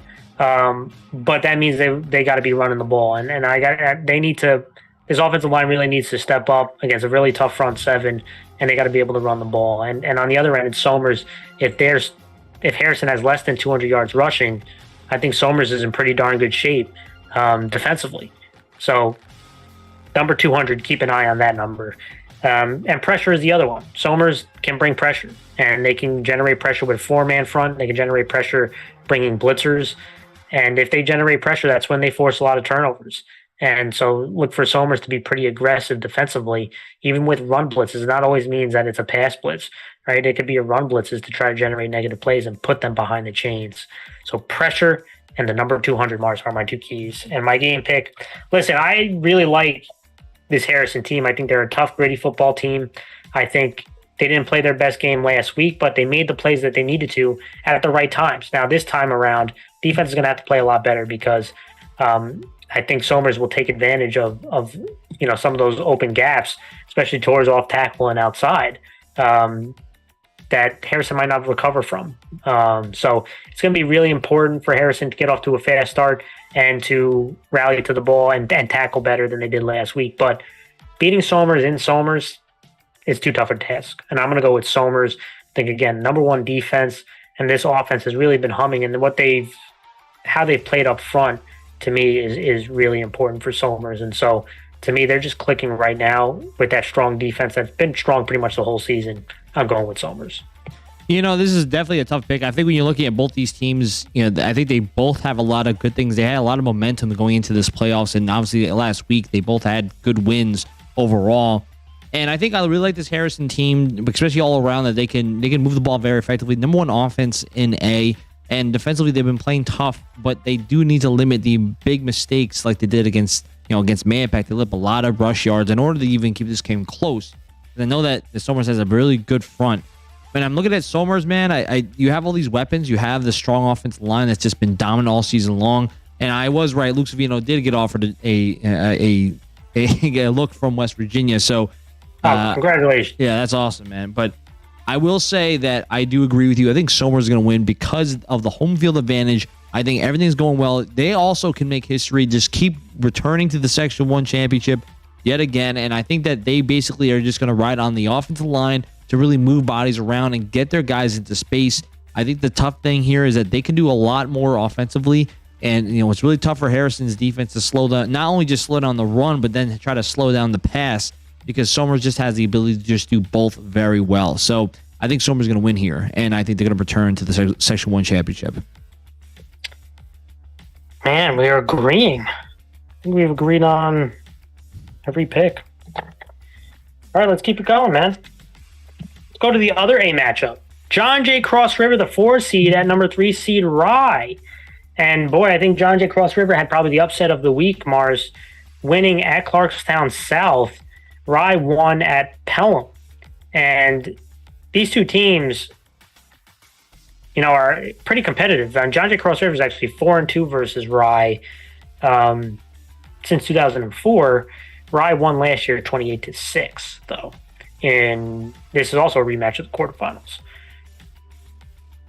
But let's start with John Jay Cross River, Mars. I mean, I thought last week was such a big win for the program, for the new coaching staff there. To win on the road, the team really struggled on the road all season long, and to go on the road and win against the number 1 seed, Clarkstown South, is a huge deal. It's an absolute huge deal. Kudos to the coaching staff and to the kids. And it was, their first road on the win. First win on the road, excuse me. And it was a huge upset. They won 55-28 over the number 1 seed. And offensively, listen, we know that this offense can move the ball. They're the number 6 team out of the 15A schools in points scored.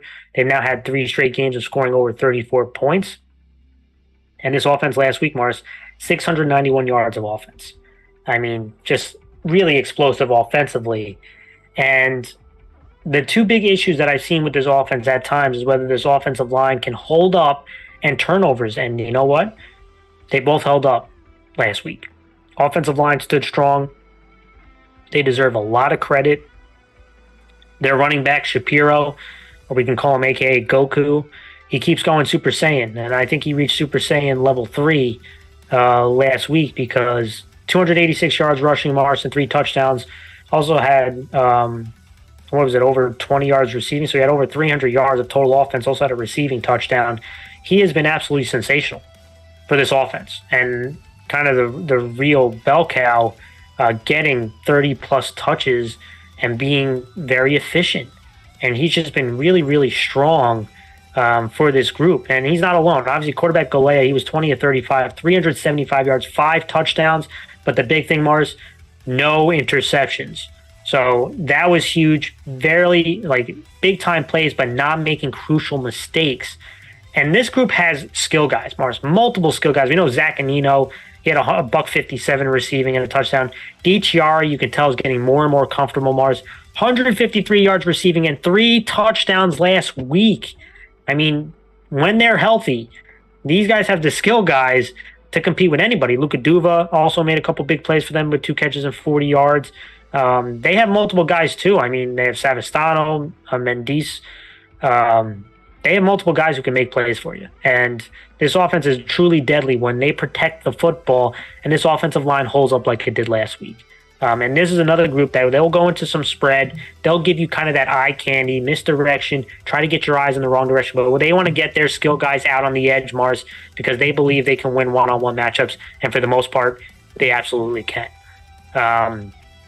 Defensively, listen, this was the number 10 defense coming into the playoffs out of the 15 schools, the last defense in points allowed out of the playoff teams. Last week, Mars, they forced 3 turnovers, 2 INTs. I mean, they were leading at half, 35-21. It felt like it was going to be a real big explosive game. And can this defense slow down South enough? And they only allowed 1 touchdown in the second half. So this defense came to play in big moments. They forced turnovers. They are going to give up big plays. Right? They're not very big. They've given up a lot of yards this season, but they made some big turnovers and some big stops in some key moments, and that's what helped them seal the deal. And so I know 28 points is a lot of points to give up, but when you score 50 points, a win's a win, right? Mars, what are your thoughts on Cross River? And going against Rye, Mars, heavy run Rye team. They've really morphed into a heavy physical run team. This John Jay Cross River is going to have to play physical, and they're going to have to bring their linebackers, try to stun and create some penetration. They're going to have to be physical this week. Yeah, when you look at it, John Jay, I think that you see a team that as they get healthier, they get better all the way around, and I think that they just start including more and more skill players that were kind of either just banged up and just getting back into the game. But now that they're getting healthier, they're getting more on the field more often. You're starting to see the points going higher and higher, and it's because of the fact that skill guys are making big plays. Now, obviously, the big thing is going to be whether or not this offensive line can move around this Rye front. And Rye, I think when you're looking at like the offensively for John Jay, they just can score, right? But defensively, they do give up a lot of points. But it's almost like he said, it's like a race.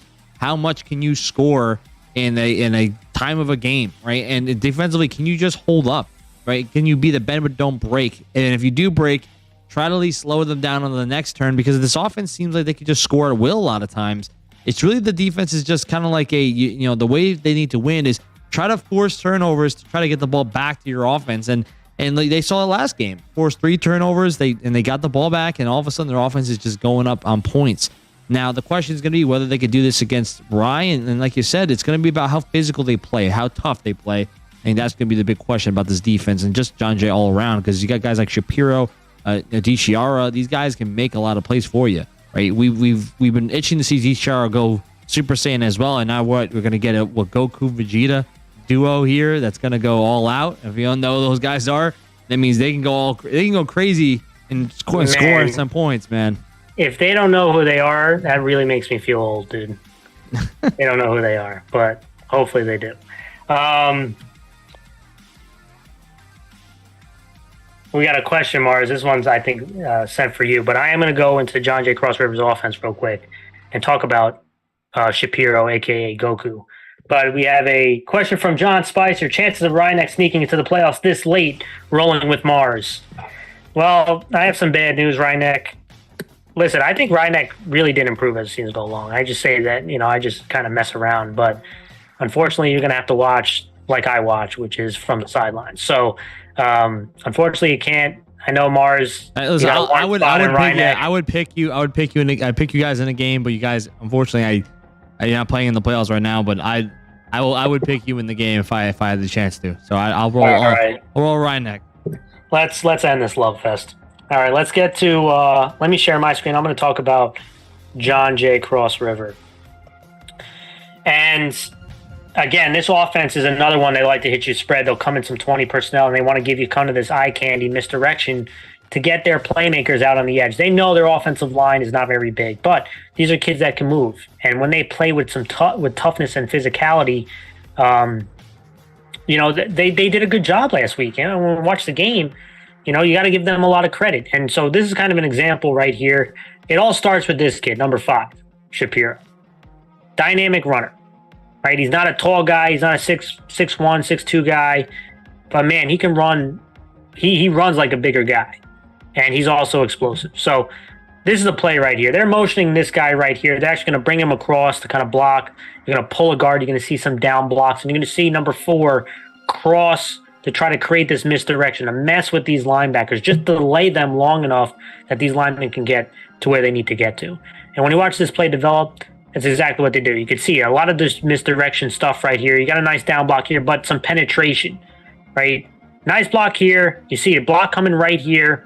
Some penetration, but Shapiro's got that explosiveness. And even when you get this penetration, he can use his speed to beat that. He knows where the hole's got to be, which is right here. He's going to explode past that penetration, get through the hole, and at the second level, he's one of the toughest kids to tackle, right? He runs bigger than what he is. It's hard for those DBs to tackle him, and look at the speed there, right? He explodes down the field, long touchdown run. And again, it starts with the misdirection, right? Motions, misdirections. Look at the quarterback spin around to hand him the ball. Nice little block on the play side right there, getting a body on a body. Him one-on-one in the secondary, tough to tackle. You can see the speed right there. See you later. Right? Here's another 20 personnel. Right, 2 receivers wide. There's another run play right here, giving it to Shapiro. And again, pulling that H back, pulling a lineman. This time the hole is not as big, right? He gets to the outside right here. This linebacker's trying to get over the top. Looks like he's sealing him, but there's this little crease right here, right? He hits this hole hard. Look at him explode through there, right? You don't see a lot of smaller backs able to do that. He gets a huge chunk play, even though the hole is pretty small. Looked like the ball was supposed to go outside, or way that he blocked him. He seals him to the outside. But again, doesn't allow the linebacker to readjust because he hits that hole so damn hard. Right? He explodes to that second level. And this is what you've seen now. Again, he has the ability to run in between the tackles. He's much more effective outside, but he shows that ability. Hey, I can run through the tackle as well. I run hard. What makes him really special too, receiving the ball. You see a little bunch right here. They want to clear this out, get him into the flats. They send a pressure. Him catching the ball into the flats one-on-one. I mean, Utah running outside, running inside, catching the ball out of the backfield. Really dynamic football player for John J. Cross River. But he's not alone. They got skill guys. Trips to the right. DTR to the left.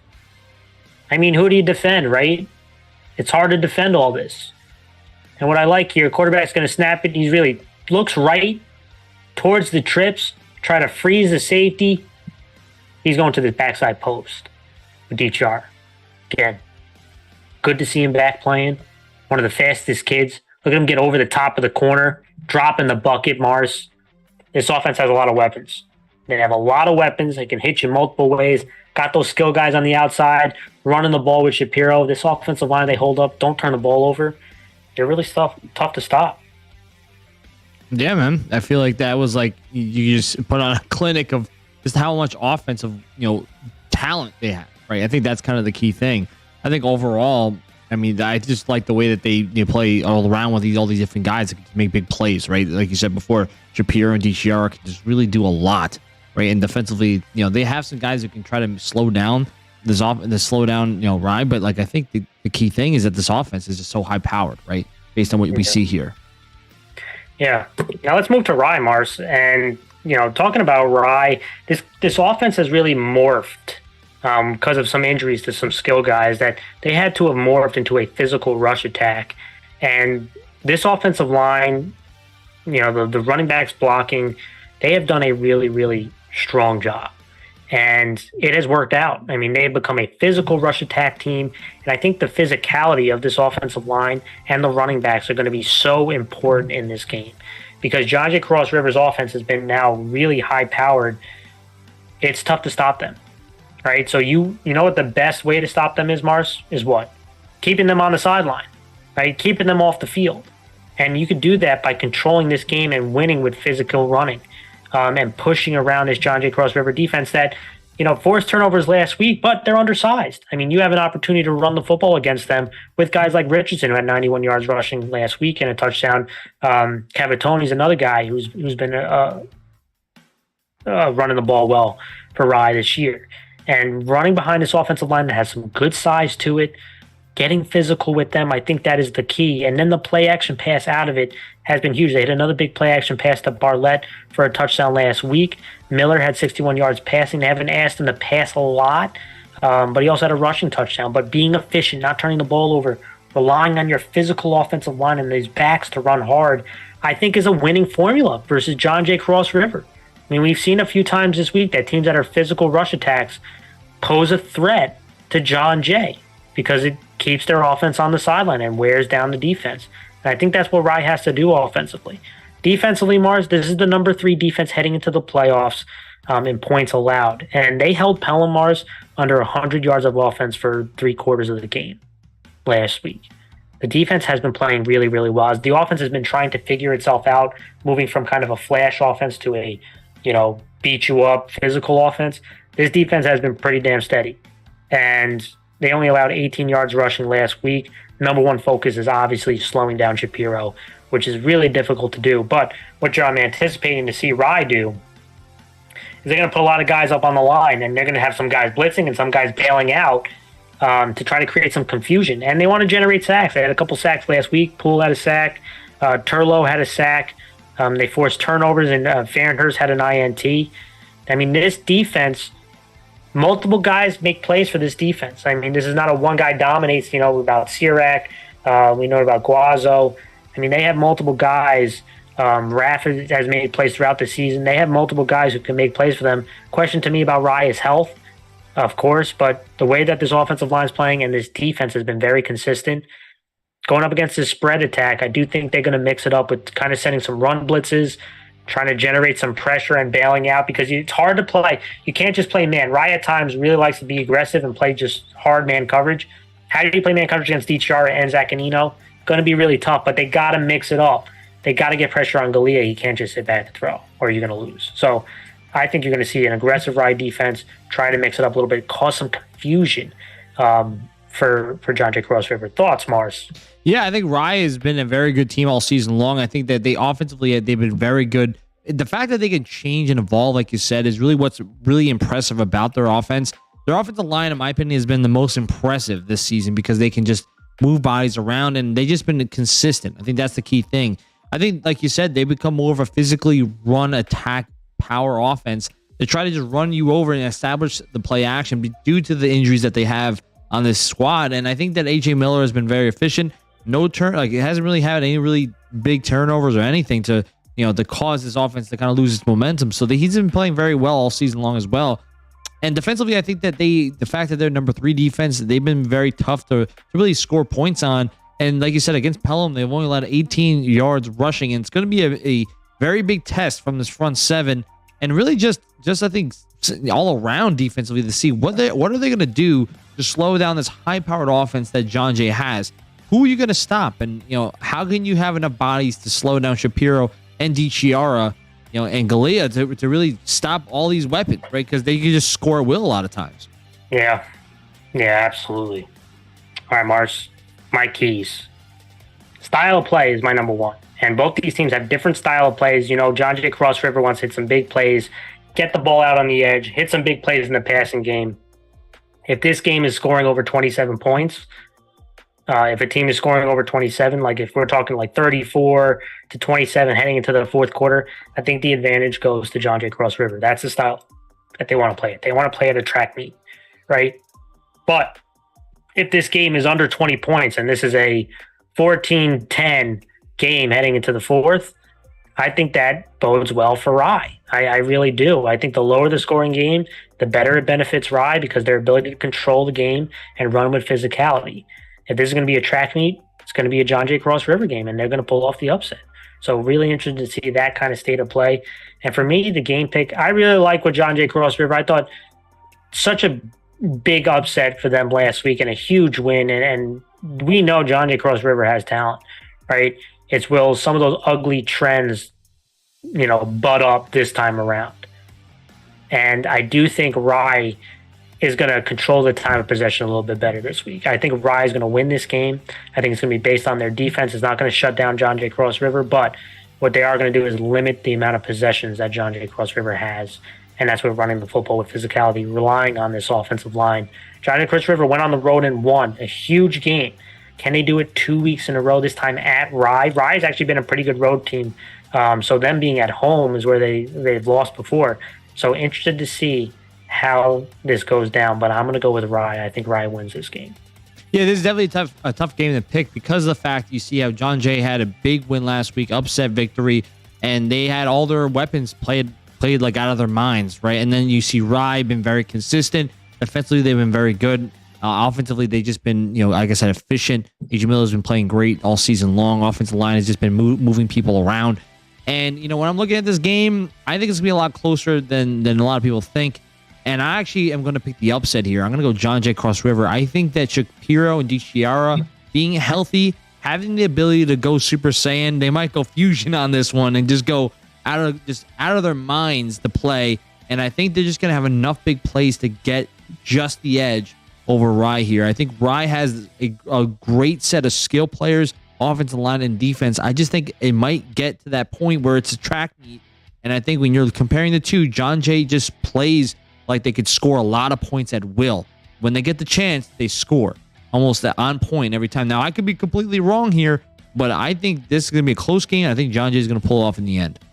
Look for Rye to try to create a lot of confusion. They're going to put a lot of guys up on the line of scrimmage. Some of them will blitz, some of them will bail out. They want to create some distractions for the quarterback so that they can hit home on some of these stunts, maybe force some turnovers.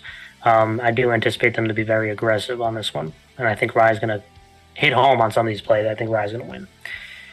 All right, Mars, let's go to B. And again, let's start with the first matchup, which is number 4 seed Ardsley, 5-3, and number 1 seed Pleasantville, who's 8-0. And before we dive into this game further, again, welcome for those that are jumping in to the chat. If you just joined the show, again, breaking down the games we just finished. We did AA, we did A. Don't worry if you missed anything. This is on DVR. Go back and watch it. Make sure to give that thumbs up and subscribe. Again, put your comments on and who you think is going to win these games. Any questions that you have, we will answer them. I see AJ Miller is in the chat. Not very fond of Mars here for picking against them, but don't worry, AJ. Listen, I picked Rye. AJ, I've been touting your season all year long. I've been probably one of the biggest AJ Miller fans probably on the show. I've been touting your ability all year long, so trust me, I know you're going to play out of your mind. But the question is going to be, I'm sticking with my pick, man. I'm sticking with my pick here. Oh, that's why we're going to see. We'll see who's the smart one and who's not by next week. But let's go to B. And I mentioned Ardsley at Pleasantville. And Ardsley won last week versus Pearl River. Ardsley won versus Hen Hud. This is a rematch from a couple weeks ago in Week 7 where Pleasantville won 27-12 versus Ardsley. And let's start with Ardsley, Mars. His offense is a multiple offense, but they are actually relying more and more on the passing game as the weeks go by. And against Pleasantville, they struggled to run the ball, so they had to rely on it to try to move the football against Pleasantville. So interested to see how they come around this time. I do think passing the ball is probably their best bet to move the ball consistently versus Pleasantville. Can't get away from the run game because that's very important to their offense. But it's hard to do it against Pleasantville. What really hurt them is turnovers. Right? They had 3 turnovers. Right? It was a fumble, 2 INTs, and they also gave up a pick 6 against Pleasantville. So turnovers are going to be huge. They cannot turn the ball over against Pleasantville's defense because obviously it gives Daniel Picard the ball more. So try to limit the turnovers. I do think they're going to pass more. You're going to see a little bit more of the spread stuff, similar to how they attack, but they got to do a better job executing. And you know what I thought that they did that was pretty good? They did design quarterback runs. So they tried to spread Pleasantville out and do some design quarterback runs, which I don't think is a bad idea, but you can't turn the ball over, right? You can't fumble the ball. So, those are interesting things. I'm interested to see how Ardsley attacks it. We know Ben Silverman is a guy that moved at some of the Wildcat quarterback stuff too. He's a guy you can move around. He had 2 touchdowns last week. Quarterback Rendy has been playing better football, 216 yards passing and 45 yards rushing last week and a touchdown, but he did have an INT as well. Aiden Wells is a guy who's been a very reliable player for them. He had 98 yards receiving and a touchdown on 3 receptions. Vega is their running back, who, again, they have to they can't just throw the ball all over the yard, right? That's not how they're designed. They can rely on the passing game. They have done it more and more. They still have to give some carries running the football to keep a defense honest, including Pleasantville. So Vega is going to have to run pretty hard. But this offensive line has their hands full. And this offensive line has been pretty solid. Again, very young team. But, they have some leaders on this team that have stepped up for them, and these young guys have moved along pretty well. Cordero had a good game last week. This offensive line, going up, it's a tough Pleasantville defensive front 7. Got to get a body on a body. They're going to be blitzing. You have to know where the blitz is coming from and make sure that, hey, if I'm responsible for the linebacker, I got to get on the linebacker, right? You can't get these free rushers to create some penetration like they did last time they played Pleasantville. Defensively, they had a tough time stopping Picard last time. And, that kind of sounds like a broken record because pretty much everyone's had a tough time stopping Picard. So interested to see how this defense comes about this time around. Last time they struggled against Picard. How do they defend them this time? More loaded boxes. They also got to tackle better, right? So you can't miss tackles against them. You can't give up the edge to Daniel Picard because he's too fast and too elusive. Ben Silverman had a good game last week. I mentioned him offensively, had 2 touchdowns. He also had an INT and fumble recovery. Shane Speckman has been a guy who's really stepped up on the defensive front for them. Had a strong game last week, 10 tackles, 1.5 sacks. This defensive front seven is going to be big for them. Silverman, Speckman, we know Ferraro, he had an INT last week. Also repping at offensive line now due to some injuries. So he's going to be really important for them. We know Vega was active at the defensive back spot. Number one priority is slowing down Daniel Picard, right? And we keep saying this week after week after week, every team that goes up against Pleasantville, but it's a 4-quarter fight, right? You can't give him an inch of life because he will take a mile. And so you have to bottle him up. You have to rally to the football. And you know he's going to get some yards, but you just can't give up those 40-yard touchdowns. You can't give up those long touchdown runs to Daniel. Those are the backbreakers, right? And it's hard going against that Pleasantville defense to kind of match those big plays consistently. So avoiding big plays is what's going to keep you in this one. And just not turning the ball over. I do think that they'll have some success moving the ball. Turnovers will kill them. Thoughts, Mars? Yeah, when you look at Ardsley, they were always known as being the team that can just run a bunch of different formations, fronts, types of offenses in general. And I do believe that they're going to be using the pass more often in this game. They've been struggling to run the ball as well as they normally do. And especially against Pleasantville, they didn't run the ball really great at all. And so they kind of relied more on the passing game. I think that they might try to do that again. But I do agree with you, Frank. I think and if you're Ardsley, you try to have to develop both the run and the pass, because if you rely too much on one side, really limiting what you can do, right? The offensive line has been solid all season long, but they definitely need to really step it up. It's going to be tough against this front seven that Pleasantville has. And defensively, I think, like you said, the whole job, the goal, and this is the goal of every team in B, is to slow down Daniel Picard, and every team so far has not been able to do so. The key that they really are going to try to force is, can someone else score and win the game for them, right? That's going to be the goal every week for every team in B. Make someone else other than Daniel Picard be the one that beats you, right? And if they can do that, it gives them more opportunities to try to slow it down, at least to try to get the time possession in their ballpark. But the key thing is going to be, can you stop Dan Picard from making these Houdini plays? But he just consistently does it. So it's going to be interesting to see what Ardsley does here. Yeah, and now going to Pleasantville, Mars. I thought it was real good last week. Aiden Picard, 3 touchdown passes, confident, throwing the football. Now 2 of them were Daniel. Daniel also had 3 rush touchdowns. So the Picards accounted for 6 touchdowns. Well, technically 4 different touchdowns, because 2 of them were from his brother, 2 brothers. So brother-to-brother action. But, yeah, I mean, that's good. Great to see for Aiden Picard again. Contributing on the offensive side of the ball outside of Daniel is so important to me to be a complete offense. You know, Daniel's going to get a heavy dose of run plays. I'm imagining 30-plus touches in this game as well, and that's moving all over the place. In the backfield as running back, as Wildcat quarterback, out of receiver. I would imagine you're going to get a dose of everything from Daniel Picard. But Aiden Picard, again, being efficient when asked upon is so important for this team. But not the only one. I mean, Emma McDermott, he had a receiving touchdown. Eric Coleman had a rushing touchdown. You know, these are weapons that we've talked about weeks and weeks on weeks. And, you know, those are guys that stepped up last week and going to have to continue to do that, again, to create that balance. Because, you know, listen, it's worked every time, right? Giving Daniel 30-plus touches. But, you know, is there going to be a moment where that doesn't work all the time, right? That's going to be the question. Can they rely on other people to make big plays? Because they have some skill guys who can. So that's going to be the big one. And to me, on this offensive line, I thought they did a really solid job the last time they played Ardsley, moving people, right? The offensive line was physical. They were moving bodies. They're creating lanes.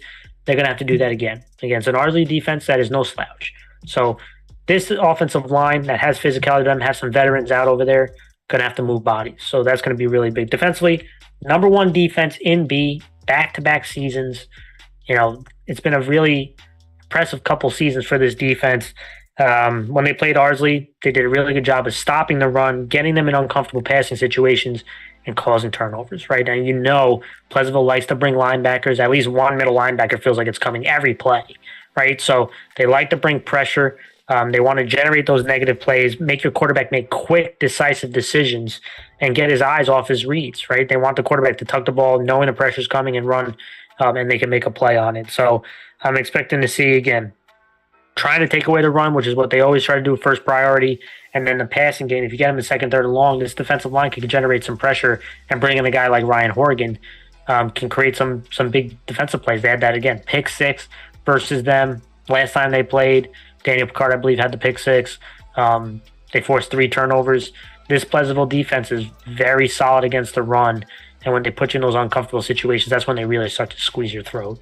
And that's got to be, their number one priority, stopping the run. Thoughts on Pleasantville, Mars? Yeah, you do have to applaud the way that, Aiden McCard has been playing all season long. He's been very efficient, and he's been making a lot of big plays on the offensive end. And obviously, Dane McCard, every game feels like he's dominating or having a Houdini play, like you said. He's always doing some play to kind of impress everybody. Like, wow, I didn't think that was going to happen, and he somehow scores. But guys like Eric Coleman, Brian McPhee, Emmett McDermott, all guys who are skill players that help on the outside, all contribute, and they all play, a lot of plays in this offense. And then obviously you guys have Owen Mooney, and you have this offensive line that just plays very well in moving bodies around. I think then when they start going into that heavy offense, that power running offense, they can really just start dominating, right? And that's kind of the story, the tale of the tape, basically. And defensively, they've just been, like you said, the top defense in B. Front seven is extremely efficient. You got guys like Ryan Horgan playing all over the field. He feels like he's in on the tackle almost every play. And then what that happens is they send the heat, and they put a lot of pressure on their secondary, and the secondary has been meeting that challenge head on. They haven't been really letting a lot of big plays like in the last few games, and really that's what's been allowing for this defense to be so crucial, is that they send the heat, those guys land on those sacks, force turnovers, and they just been getting the ball back on the offense, and they just been scoring, right? So that's kind of the key thing, is that Pleasantville has a lot of weapons. They have a lot of guys on defense that can make big plays. You got to see how they do again against Ardsley. Yeah. And I got to tell you this, Mars, I have a nice little over-under, and you don't have to answer it. Or actually, you can answer it if you want. I have an over-under on Daniel Picard, Mars, over 200 total yards and 2.5 touchdowns. The over-under is my key. Daniel Picard, he gets over 200 yards, 2.5 touchdowns. It's a Pleasantville victory. If he gets below, that's when the upset can happen. If Ardsley can keep Daniel Picard under 200 total yards and even to 2 touchdowns, you give him just to 2 touchdowns, I think you have a chance of winning this football game. So you want me to pick whether he's going to get over under here? That's my over under. If you want to pick, you don't have to if you don't want to. I mean, I think he gets the over. I mean, that's kind of the key thing. I think he's been getting the over almost every game, basically, whether it's scrimmage yards. Are you counting scrimmage yards or just count offense? Just offense. Because if he's scrimmage yards, I'm not talking special teams. Okay, I was gonna say, because if it's just offense, no, I'm talking offense. I'm talking offense. Just because offense, he's been getting consistently over that 200-yard mark anyway. But I do agree with you. That is kind of the number you want to kind of see. Like, hey, if you put Daniel McCard under that number, you're really trying to get somebody else to make the big play, right? And that's kind of the key thing. So I think he will, just because obviously I see how he plays. He's just been doing it every game. I think he will break over that 200-yard offensive number. So yeah, I think that's going to be interesting to see how Ardsley really tackles and goes after Daniel McCard this game. Yeah, my game pick, Mars. I think he goes over, and I think Pleasantville wins this game. Listen, Ardsley, I think, is way ahead of schedule. Really young team, really been playing well. I think they've been really well coached this season, but Pleasantville defense has been too consistently good, and no one has shown me that they can slow down Daniel McCard yet. And so until I see it, I can't bet against it. So I'm going to go with Daniel McCard over and Pleasantville winning. All right, Mars, let's go to the next game. And again, welcoming our fans for joining the show. Again, deep dive into all these different playoff games. Really appreciate you guys for joining. If you missed anything, don't worry. This is a DVR'd episode, so you can rewind, go back to anything you missed. We've talked about AA, A, and we're halfway through B. Then we're going to dive into C in the Hudson Valley Football League Championship. But again, if you have any questions, throw it in the chat. Any comments on who you think is going to win. Tell us who you think is going to win on some of these matchups. And don't just pick your own team, guys. I mean, why don't you comment on other teams? Tell me why. But again, appreciate you guys for joining. Make sure to give that thumbs up and subscribe if you haven't already. It really does help the channel. And let's truck along, Mars, the other B matchup. Number 3, Nanuet, 6-2 at number 2 seed Byram Hills, who's 8-1. Nanuet won last week versus Bronxville. Byram Hills won versus Briarcliff Hamilton football program. This is also a rematch of Week 7. Very strange. These are the rematches from a couple weeks ago, where Byram Hills won 21-13 versus Nanuet. Let's start with Nanuet. Listen, a win for Nanuet will get them to back-to-back section title teams, which I do think is also pretty damn big accomplishment for Nanuet if they can win this game. But it's not going to be easy. Offensively, we know, similar to Pleasantville, it's the Daniel Picard show. For Nanuet, it's the James Moran show. And he has been really, really good for them this season. 253 yards and 3 touchdowns last week. Last time they played Byram Hills, he lined up all over the place. And I do think that's going to continue this week. Line him up at running back, line him up at quarterback, line him up as wide receiver. Get him at different areas so that defenses can't pinpoint to where he's going to be, and try to create some one-on-one matchups with him. It's got to be obviously the number one thing. But others making plays for this team. That's going to be the big one on the offensive side of the ball. We know James Moran is going to get a heavy dose, but can there be 2 or 3 plays that other people can generate chunk plays for this offense? It's going to be huge on the passing game. It's going to be huge also up front. This offensive line has been scrappy. They did a really good job last week. How are they going to handle the big boys up front versus Byram Hills? At times they struggle to block them, especially big number 72. So it's going to be really important for this Nanuet offensive line to be physical, to move their feet. They like to use a lot of drive blocks, right? One-on-one blocks. It's going to be tough at times. They're going to have to try to do some doubles and get to the second level, but these guys are going to have to be scrappy. And I think they're going to have to try to get out on the edge, running in between the tackles. Again, they like to give overloads, right? They'll bring in some extra backs. They'll bring in some cheater backs. They like to overload and run weak, overload and run to the strength, and just try to, they have short splits and just try to create lanes for Moran to run through. I think that's going to be their formula, but they have to hit some big play action pass plays and maybe go into some spread. This worked a little bit. James Moran at the quarterback and running some power read options. Found some success. So I think mixing those things up could be successful for them. Defensively, listen, 5 games this season of 14 or less points. This defense has been pretty steady. They never allowed more than 21 points in a game. Last 21-point game they gave up was against Byram Hills a couple weeks ago. Last week they were tied 13-13 at half marks. Defense pitched a shutout in the second half. So this defense seems to get stronger as the game goes along and stronger when you get close to the red zone. I mentioned it multiple times this week. They just have some scrappy football players that make big plays in big moments, and it's usually when you get to the other side of the 50.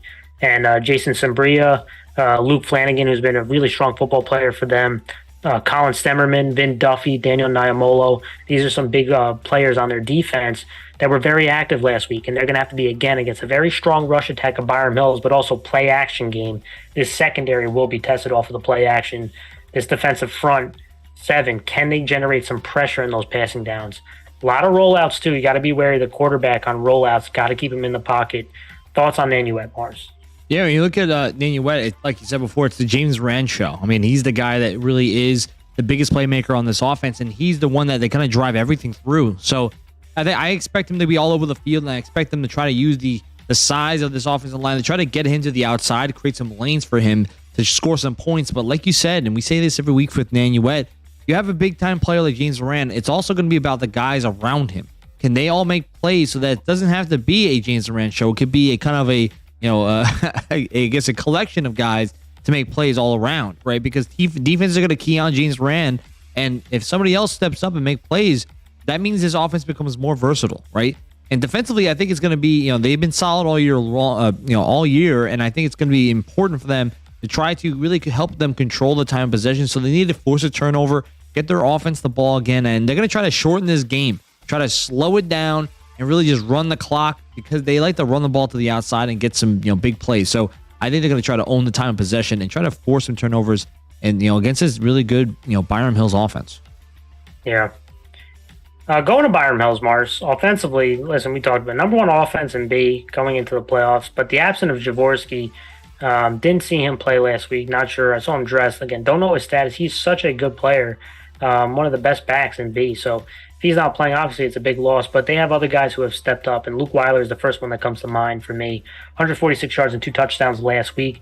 Dario Amamuchi, or Amatucci, I apologize if I butchered your name, but 75 yards and a touchdown. He's another guy who's made some big plays for them at times when they've had some injuries. So they have a couple guys who have stepped up. This offensive line has some size to them.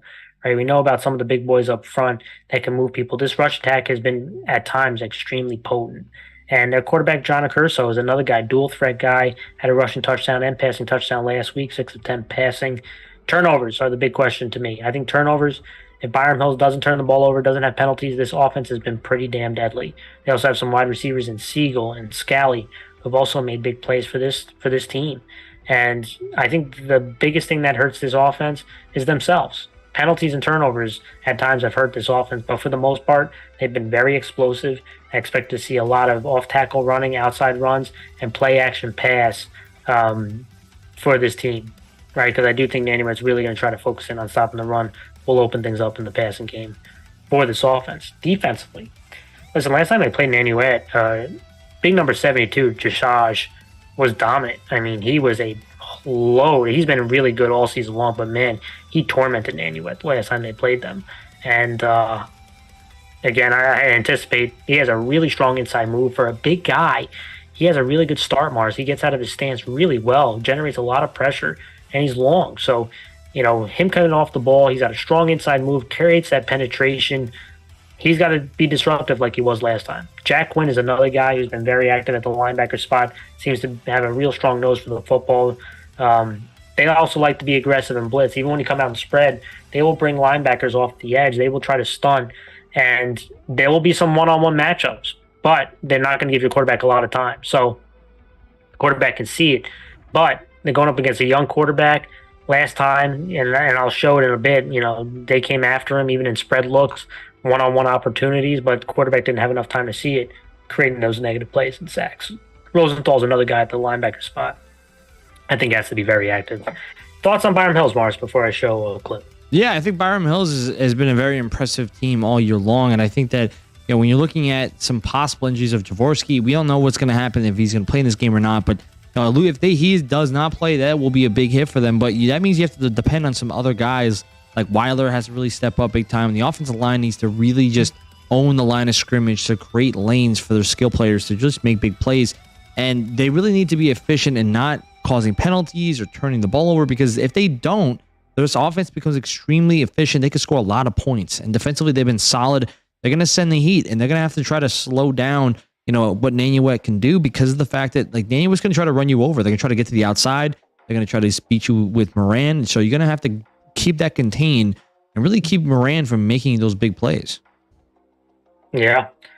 And again, I just kind of want to show, and I have a couple clips from the last time they played, just kind of the disruptive force. I know we talk always about Byram Hills' offense, but looking at Byram Hills' defense, they were pretty disruptive against Nanuet. It made it difficult to run the football. And this is an example that I'm showing right here, right? James Moran at the quarterback spot. Look at these cheater backs, right? They're heavy right now. Tight end left, two cheater backs to the right, running back here, and then you can see 1, 2, 3, 4, 5, 6, 7, 8-man box, right? He's just outside the tight end, but he's kind of creeping in. 8-man box, right? So they're going to, if you come out with these heavy looks with extra cheater backs, they're going to come out with heavy looks, right? And look at these splits, really small splits, not a lot of space. They just want to create kind of a mosh pit, and James Moran can pick any open spots. But watch this guy right here. He's been a beast all year long, big number 72. You can see these cheater backs kind of come across and act as kind of lead blockers. And these are just drive blocks right here, some one-on-one blocks up front. And this big man watch here, watch how he gets out of his stance right here, right? Boom, look at those first two steps, Mars. Real good rip inside. Shoots out of a cannon right there. Makes the lineman pretty much falling over with that move. And this blows up the play right away, right? Like, it's hard to have a play where big number 72 is already in the backfield at the snap of the ball, right? And it's because he has such a great start, such a great rip move, that he can cause a lot of problems. He blows that play up, and you see that on tape, causing a lot of issues, right? Let's go to another play. This time, okay, James Moran's not in the backfield. He's out wide. Let's do some play action pass, right? They're going to fake a pitch, roll this way. This time, design double team on big number 72, right? So design double team, try to roll out that way towards him. But look at that inside move, man. He gets out of his stance so fast, he rips underneath that second double team block, and now look at him redirect. Try to get the running back out. He's there, but the quarterback can't get to it, right? Because the pressure is so fast, right? It's actually a good design. Running back's open. Outside linebacker stays to the outside. Big 72's chasing him. I mean, the throw's there, right? But look at the pressure. Can't set his feet. Can't make this play. Sack, right? And that's what Byram Hills is going to do. I mean, they're not going to give this quarterback a lot of opportunity. Look at the spread right here. They're bringing Moran in motion. But look at these guys. You got the overhang here. Got the linebacker on the overhang here. They want to create pressure, right? And they're going to kind of run this post corner, a little bit of a wheel by the motion guy. And again, you're creating one-on-one opportunities, but they're bringing pressure, right? They're forcing you to make this quick decision. Okay, right now you have 3-on-2 with this guy coming over late. So somebody's going to get open, but quarterback has no time. Quarterback's got no time. Can't make the decision. Here comes another sack. So again, Byram Hills, they're going to be very aggressive, and it all starts with big number 72 being as disruptive as he is. All right, Mars, game picks. Here's another key for you. I got another number for you. Over under 200 yards for Mr. James Moran. And I think, again, over 200 total yards of offense. Big number for James Moran. Nanuet needs him to hit the over. Kenny is the big question.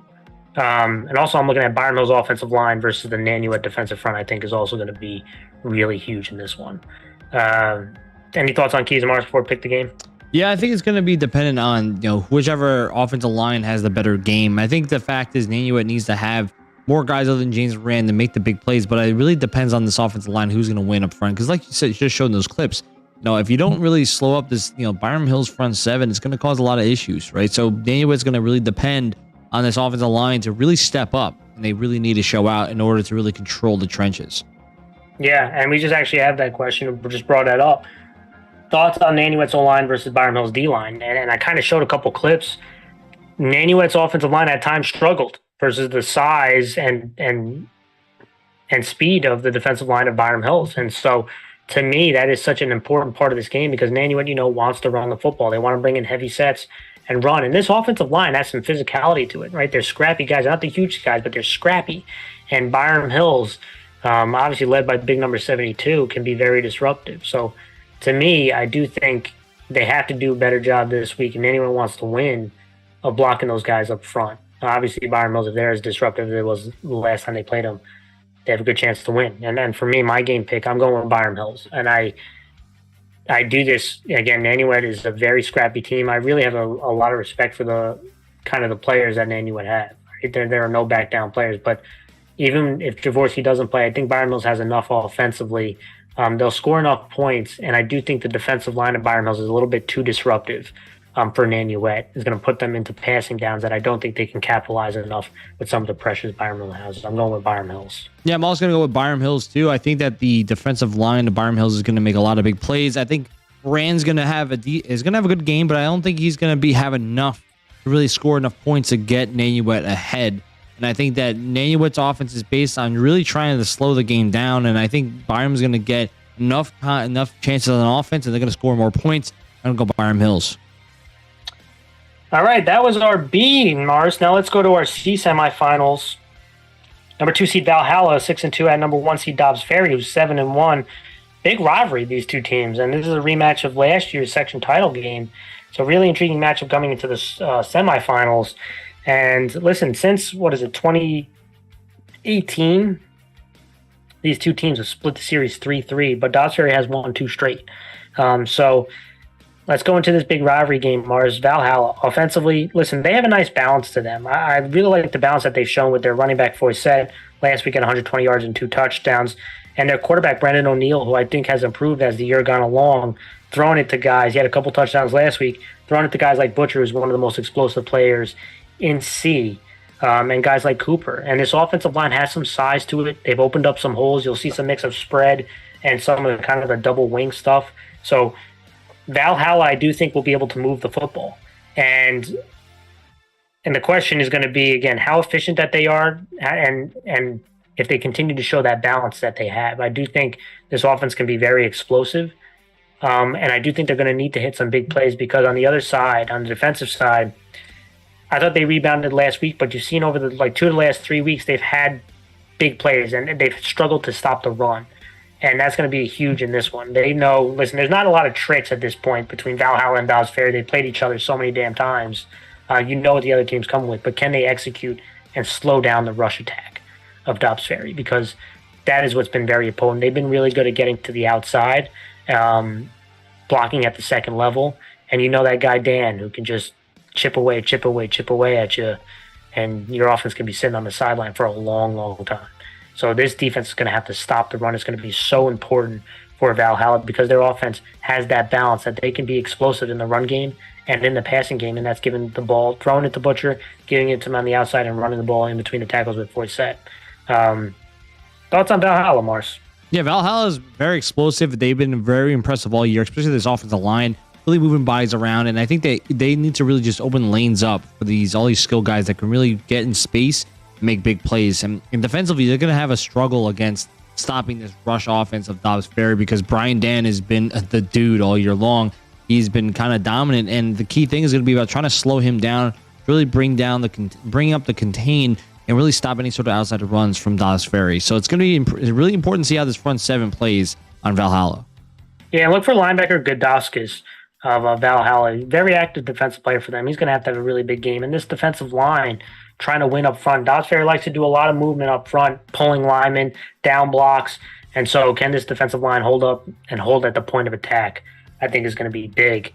Let's go to Dobbs Ferry, and then I'll answer your question, football. Listen, Dobbs Ferry offensively, Mars, this offensive line is playing at a very high level, and this rush attack has been extremely potent. Scored 61 points last week, Mars. And again, we know about the rush attack. It starts with Brian Dan. He had 79 yards rushing and a touchdown last week, but it's not just the running, Mars. Him as a blocker has been really good. He's a guy who can block out in space, block at the second level, open things up for other guys, including his teammate, Brandon Holman, who has been tremendous this year, Mars. 241 yards rushing last week and 4 touchdowns. Also had a 65-yard reception for a touchdown. Over 300 yards of offense for this guy. He's had a very, very good season. Not talked about enough. Sampson had 66 yards rushing. The quarterback Hartnett, he was 3 of 4 passing for 160 yards and 3 touchdowns. Misseri had a touchdown reception. Farnsworth had a touchdown reception. This offense at times shows that it's going to be so explosive and very potent as well. They're not going to throw it a lot, but when they do off a play action, usually ends up being a big play.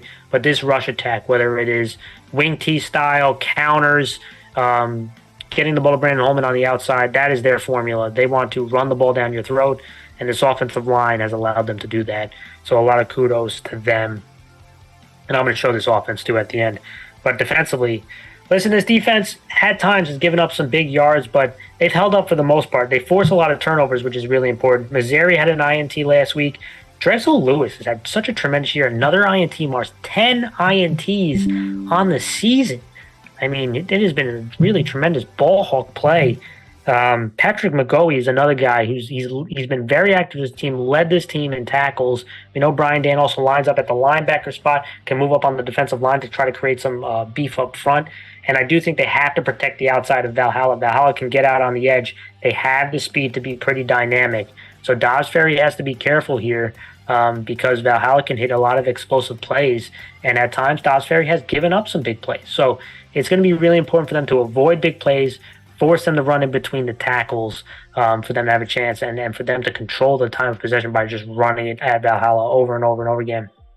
Because at times, Valhalla has struggled against stopping the run. Thoughts, Mars? Yeah, Dobbs Ferry, I think offensive line has just been the most impressive for me this season overall. And Brian Dan obviously has been just all around great, whether it's him running the ball or blocking. I think this offense has just been so well efficient at just running the ball, whether it's on the inside or outside. They just find a way to get these big plays open. And like you said, 61 points last game is very impressive. And defensively, I think the key thing for them is to not break. They can bend but don't break. And they have been doing that recently. They have been turning forcing turnovers, which does get their offense back on the field. And that's how they've just been so efficient. Get a turnover, control the time of possession, and just keep running the ball. And they've been doing it so effectively. So, it's going to be really interesting what Dobbs Ferry does against, this very speedy, Valhalla offense. Yeah. And here's a question before I go into Dobbs Ferry's offense. From Football Cute's brother, thoughts on Pleasantville's number 56, right side defensive end Chad Saragadana. Strong kid from what I've seen. I think it's kind of been a growing process because they had him as a defensive tackle. Then, you know what, move him out to defensive end, and I think that's a more comfortable home for him. So, I actually think it makes him stronger at the point of attack. whether it's teams trying to run right at you because he is a bigger, stronger kid. So, yeah, I mean, strong at listen. This Pleasantville defense as a whole is really stout in the front seven, and he's a part of it, right? So he deserves credit where credit's due. He also plays on the O line, so yeah, that's my thoughts on him. Yeah, I mean, I feel like he's like 240 pounds. He's runs a 4.8. Like he's a big dude and he can move, right? And I think that him playing on the edge actually helps him more because now he's out in space, right? He's playing as like an anchor end basically. So I think that is, that's kind of a comfortable spot for him. Yeah. All right, Mars. I am going to share my screen, and I am going to show not Nanuet, but Dobbs Ferry. Hold on a second, dude. Yep. But I appreciate the question, guys. Send those questions in. We're halfway through C. We're going to show Dobbs Ferry. We got one more C and then the Hudson Valley Football League title game, and we are done. All right, you're good. Do I have to reshare it or? No, you're good. You're good. Okay. All right. Yeah. So Dobbs Ferry, I mean, we know about some of the wing tee, some of the kind of option concepts that they've run over the years. And, this is a strong wing tee play, right? Tight end wing on one side, slot backside. And this is the standard belly, Morris. We've seen this for a long, long time. And they're going to reverse pivot here, fullback to the weak side. You're going to get some one-on-one blocks, center up to the second level. This guy coming inside to block this play side guy right here. And part of this offense is giving the ball to Brian Dan and having him wear out on you. But this offensive line has been really important. Again, not the biggest guys, big tackle right here, but look at smart player, right? Look at the butt to the inside from the tackle. Look at the butt, right? Opening up this caravan right here. And they give good body control, right? Turning the defenders away from the ball, which is really important. You don't always have to drive people 10 yards down the field, right? You have to seal them off. And so this is a good job of sealing them right here. Look at this guy coming in to block this play side guy. And when you get Brian Dan running downhill, that the guy's just trying to grab his legs. That ain't going to work. And you just can wear on you 8 yards, then 4 yards, then 4 yards. Then that's when the next big play comes, right? Brian Dan running downhill, the body punches, right? It's like a boxer. You get those body punches. Next comes the big plays. But this is, again, focusing on Brian Dan. They got tight end wings. This is pretty much end over. Brian Dan shifted to the side. They're actually going to pitch it to this way, and I really love it. And focus on Brian Dan. He's going to highlight it right here. He's going to go block out in space on this pitch. And again, this is a fullback who gets a lot of carries in between the tackles. But look at him get to the outside and just blow up this guy, right? Really good job getting out on the edge. Nice couple blocks down the field at the second level. And Brian Dan coming in and finishing it off, creating a big chunk play. Right? It's not just running the ball. He can block for you. Next, focus in, again, motion, creating some counter right here. They're going to motion him across the left side, counter back with Brandon Holman, who's had such a tremendous year. Huge big play guy for him. Elusive runner, speedy runner. And you're going to see fullback's going to act, Brian is going to go to the right to block. They're going to pull a tackle, not a guard, right? So, again, not pulling two linemen, but Brian Dan acts like a lineman. Look at it. He blows up this guy, tries to take out his legs. He's done. Nice little double team right here, Mars. Look at this. You're going to like this. Look at it blocking at the second level. Look at this lineman pulling across, man. Getting a shot right there. I mean, this is beautiful. This is what you're looking for, right? A body on a body. I know you're going to like this, Mars. Look at this at the end right here on this double team. Boom, Jeez. Finishing them off. Right? And then you got Holman out in open space. Sayonara. And this is what Dobbs Ferry is, man. They want to pound you, running the football. They can run it to multiple different gaps, but it's a Brian Dan. It's Holman to the outside, and it's this offensive line wearing you out. And that's what I like about this Dobbs Ferry's offense. And I think that's what they're going to continue, Mars.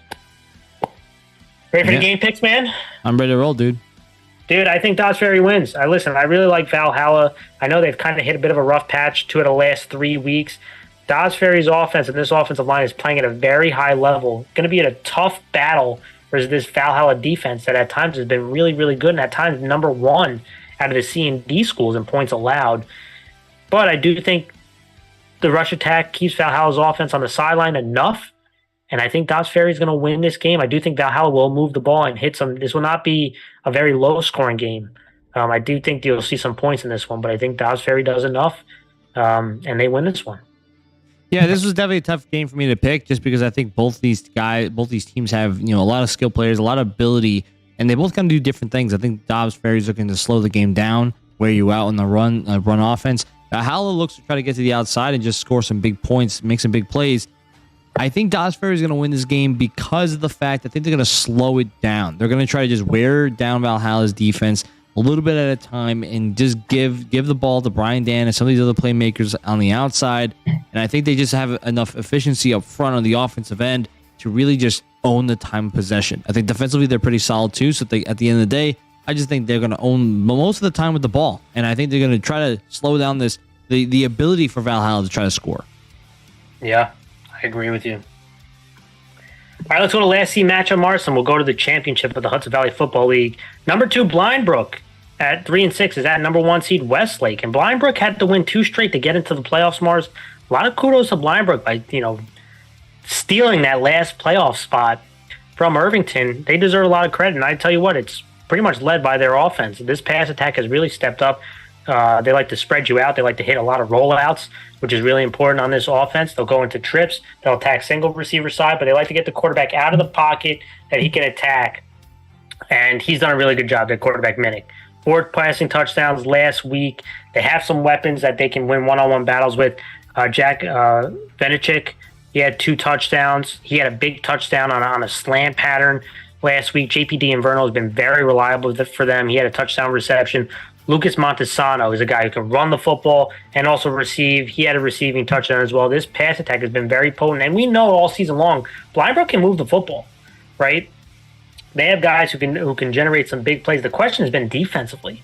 This has been they were the last defense in points allowed for a majority of the season.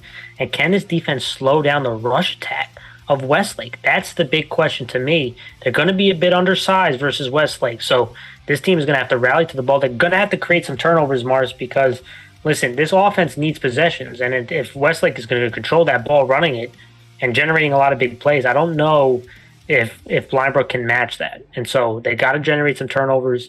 This defense is going to have to make some big plays, Mars. Thoughts on Blind Brook? Yeah, I think Blind Brook has a lot of momentum on their side because they've been winning games consistently. Their past offense has been very good, but the question is going to be their defense. Can they really slow down Westlake's rush offense? Because they have a lot of weapons that can make a lot of plays. So that is exactly what you need to do. Just slow. It's going to be measured by how well does Blind Brook's defense play against Westlake. Yeah, and I'm looking at Westlake, Mars. A really strong season. Coming down 2C, which I talked about before the season, and we'll get into next week if kind of how my opinions came from the preseason. But this rush attack is really strong, and about Osha Pinty, about Chris Calley, who's really stepped up as the season has gone along, both as a rusher and a receiver. They have multiple guys who can hurt you running the football, and I think you're going to see a heavy dose of running the ball. And their quarterback Pagano can hurt you throwing it and running it. I only anticipate to see like maybe 6 to 8 passes. They're going to use him to run the ball. They're going to use their tailbacks to run the ball, rely on this offensive line to move Blind Brook around, control this ball, and hit some big plays, getting out on the edge. In the rush attack, I do think it's going to be open for them. This team can move the ball. And the question to me on the defensive side, this is the number 1 defense out of the C&D schools in points allowed going into the playoffs. So last week, they forced 4 turnovers, Mars, had a defensive touchdown. Going up against a really strong pass attack, they got to be keeping the quarterback in the pocket is going to be the big thing for Westlake. Don't allow those design rollouts to get out on the edge. That's where bad things can happen for your defense. Force them in the pocket. Make sure that you always have an edge defender that's going to step up when the quarterback rolls is going to be huge. This defense has been pretty damn sound for most of the season, besides a couple moments. And they've done a good job forcing turnovers. And to me, if they force 1 or 2 turnovers, get their ball an extra possession or 2, I think this game, Westlake can really control this game, running the football, and if the defense can force a couple turnovers. Mars, thoughts on Westlake? Yeah, Westlake, I think rush offense has just been super, efficient. Chris Calley has been extremely impressive all season long, and he's been expanding what he does. I think he can run the ball, and it'll actually help on the pass by catching some passes and make some plays in the open field. And I think this offensive line has been playing very well. I think defensively it's going to be the question of whether the secondary can slow down Blind Brook and what they do best, which is just stopping the pass and really trying to capitalize on some stunts, force some turnovers, get their offense back the ball again. So That's going to be the big question for me. Yeah, and I'll go right to the game pick. To me, listen, I think Brook is a very good story. They had to win a couple big games to get that playoff berth, which was, I think, really important for that program. And the coaches and the kids deserve a lot of credit. But I'm going to go Westlake. I think they just have too much firepower running the football against a defense that has struggled for most of the year. And I do think Westlake is going to run the ball. They're going to control the clock, and the defense is going to make enough plays. I think they force a turnover or two. I'm going Westlake. Yeah, I think you got to give a lot of credit to Brook for winning the games they needed to win to get to this spot, which is great. I think momentum's on their side, but I think Westlake just has too much. I think Westlake can run the ball very well. They have a lot of weapons that can get the ball and make big plays. I think defensively, they're just going to force some turnovers, at least get their offense back the ball and just control the time. I'm going to go with Westlake as well. All right, Mars, our final game. Hudson Valley Football League championship game. Number 2 seed Spring Valley, 6-2 at number 1 seed Walter Panas, who is 7-2. And how these teams got here, Mars, Spring Valley had their first win in the playoffs versus Tappan Zee, and they had the big upset over the number 1 seed Horace Greeley last week. Mars, you said before the season Spring Valley would win the championship, although you picked against them last week. Very foolish of you. Walter Panas, they won versus Ramapo and Edgemont to get here. When you look at these two teams, Spring Valley is 3-0 versus Walter Panas, but they have not played since 2009. So it's been a while since these two teams have played. Starting with Spring Valley, Mars, they have won 5 straight games since their loss to the first time in the regular season versus Greeley. Now beat Greeley last week to extend those 5-game winning streak. And I reached out to Coach Delva about his team and what he thought about the game. And listen, this team has battled adversity throughout the season, and you saw it in the beginning of the year, but man, they are playing at a high level on both sides of the ball at the right time, which is in the playoffs. And you can tell by that 5-game winning streak. And offensively, 3 out of the last 4 games, they scored 28 plus points, and they had 48 points last week.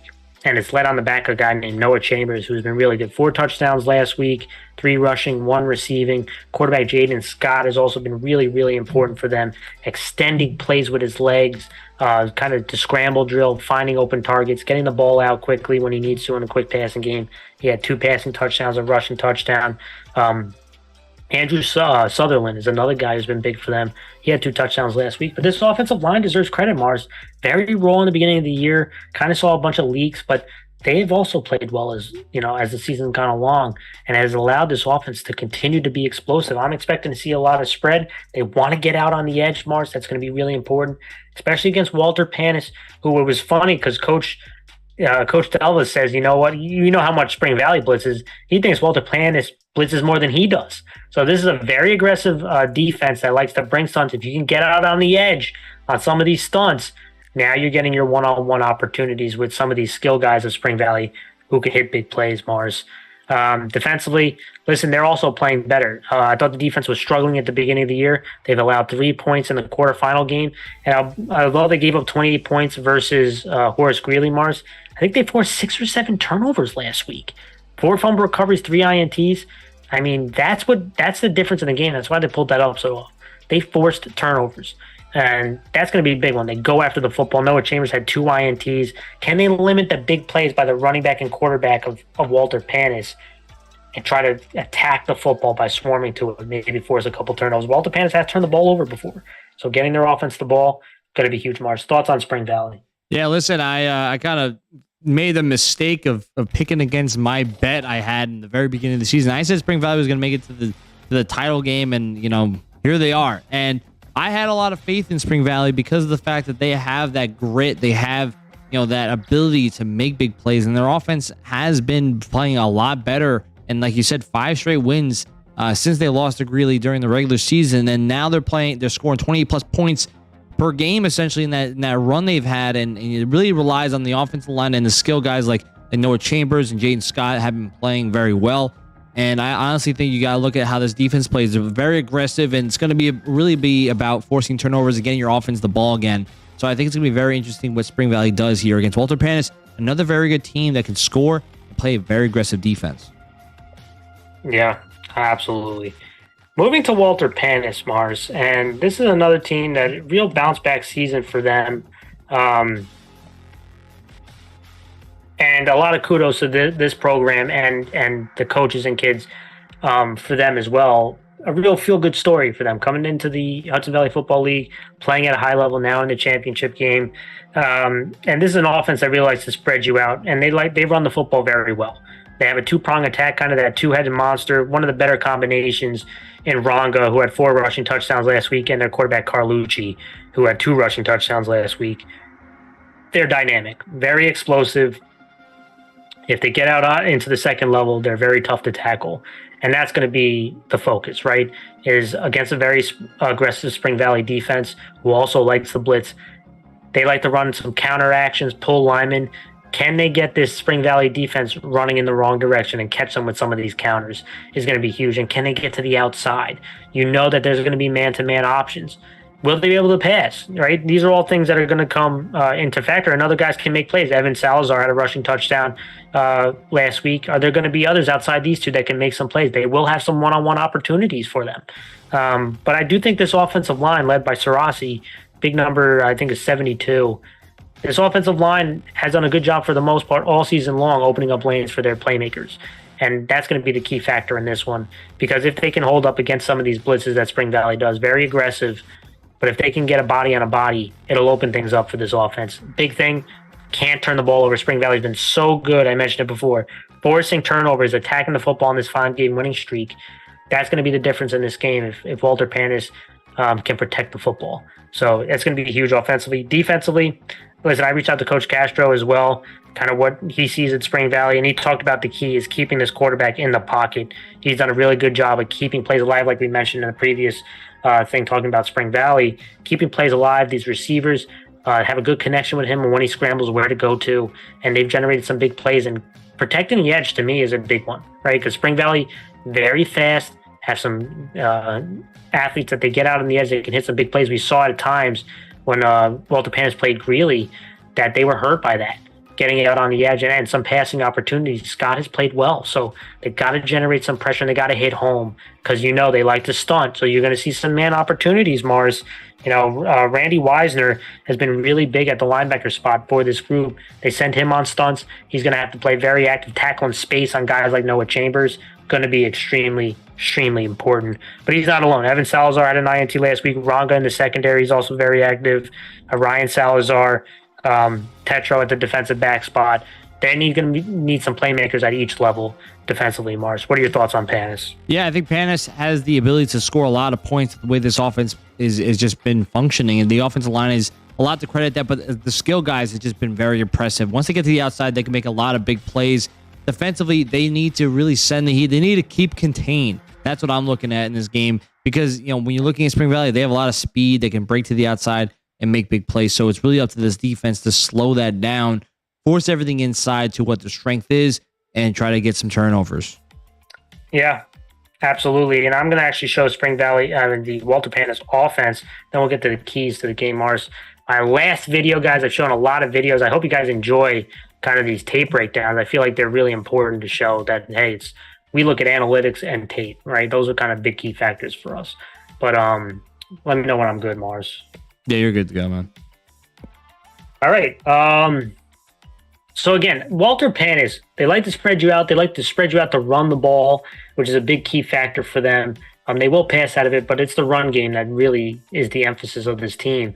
And it starts again with their quarterback and their running back. Carlucci is an extremely important athlete, explosive athlete, elusive guy. Him running the football is like having an additional running back there. Here he is in the gun. This is going to be a designed quarterback run where they're fake one way, quarterback pulling linemen, and you can see, right?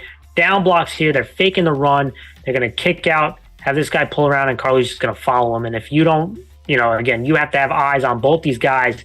You have to be responsible. Who's responsible for the running back? Who's responsible for the quarterback? And when you see linemen pulling, you got to react to it, right? So again, really good job. Look at him get a body on a body right here, get a block at the second level, and now you're creating a lane for Carlucci. You can see that lane right here. And him at the second level is near impossible to tackle. Like, he's explosive. Look at him run by those guys. Again, looks like they're standing still. Cuts back off again. I mean, these are kind of plays that you really, get to the second level, you're in trouble. That's really the bottom line. You got to catch them early. Can't get caught up in those counter actions, right? But it's not just him. Here, 2 backs in the backfield. This time they're going to run with Rongo, who's another very elusive runner. Who's had a really strong year. Same type of play. This time the H-back is running to the right, These guys are pulling. He's going to hand it off this time. It's not going to be a quarterback run. But because the quarterback is so dangerous, you have to kind of sit and see, is he going to pull it? Right? But he hands it off. Right? And you can see, look at him cut back on that. And in the second level, look at him hurdle that guy right there. Another touchdown. They have two guys who can be really explosive in the second level. And you're going to see a heavy dose of that. Especially, again, you saw Edgemont trying to bring pressure. Right? Spring Valley will try to bring pressure. Look at the stun right here. If you don't get home, if you don't follow your keys, follow linemen, they get to the second level. It's bad news for you. Right? Here's another very important thing. You know, Walter Panas talked about keeping Spring Valley in the pocket. Spring Valley also has to keep Carlucci in the pocket. Right? This is a designed pass. Look at him looking for, he probably could throw this little flat right here, but he's hanging out. So first read's not there. Linebackers are bailing. What could Carlucci do? Get up and run. Reed's not there. Look at the hole open. Hit him at the second level. I mean, look at him. Everyone looks like they're running in slow motion compared to him. Right? That's how explosive he is. And this is a very dangerous offense for defenses. You have to be disciplined. You have to keep them in the pocket. And you got to make your reads. And so I'm interested to see, again, who comes out over the top on that stuff. All right, Mars. I do see a couple questions we'll get to at the end. My keys, turnovers. That is my key right there. Turnovers. Spring Valley has been really good at forcing them. Walter Panas at times has turned the ball over. If Walter Panas can hold on to the ball and not turn it over, I think they can move the ball pretty well. Spring Valley, I think they got to force some turnovers on this game. Get their offense, who's been very explosive, extra possessions, will be huge for them. I think the big thing for me is going to be about how both these defenses send the heat. So it's going to be which offensive line can really pick up the blitzes and really have the counter to it, right? How you get to the outside and break away from these, these stunts that are going to be sent all over the place. So I think it's going to be whichever offensive line can pick up and the offense that reacts to them better is going to have the bigger advantage here. Yeah, I agree. Let's go to the game picks, Mars. Last pick for this week.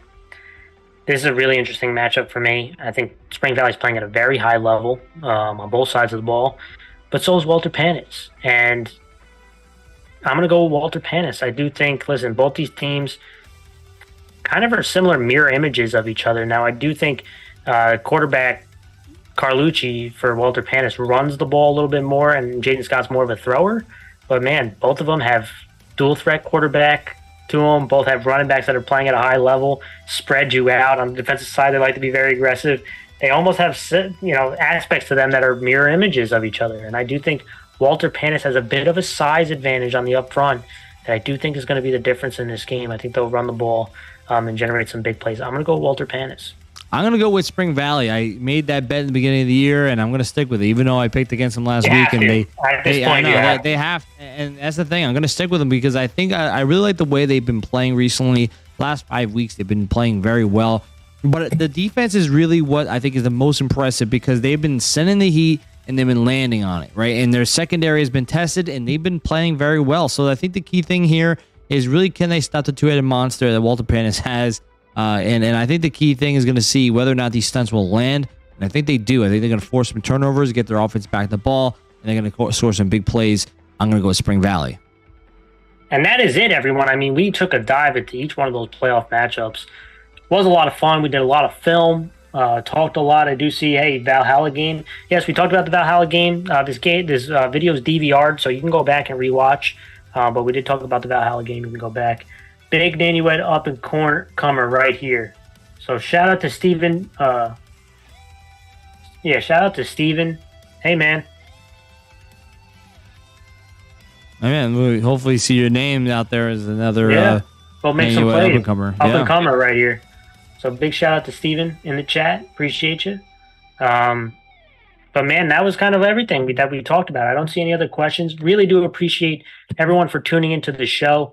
I think we're going to close it out here. Next week, we're going to talk about the championship games of the other non-Hudson Valley Football League. We'll get into the section title games.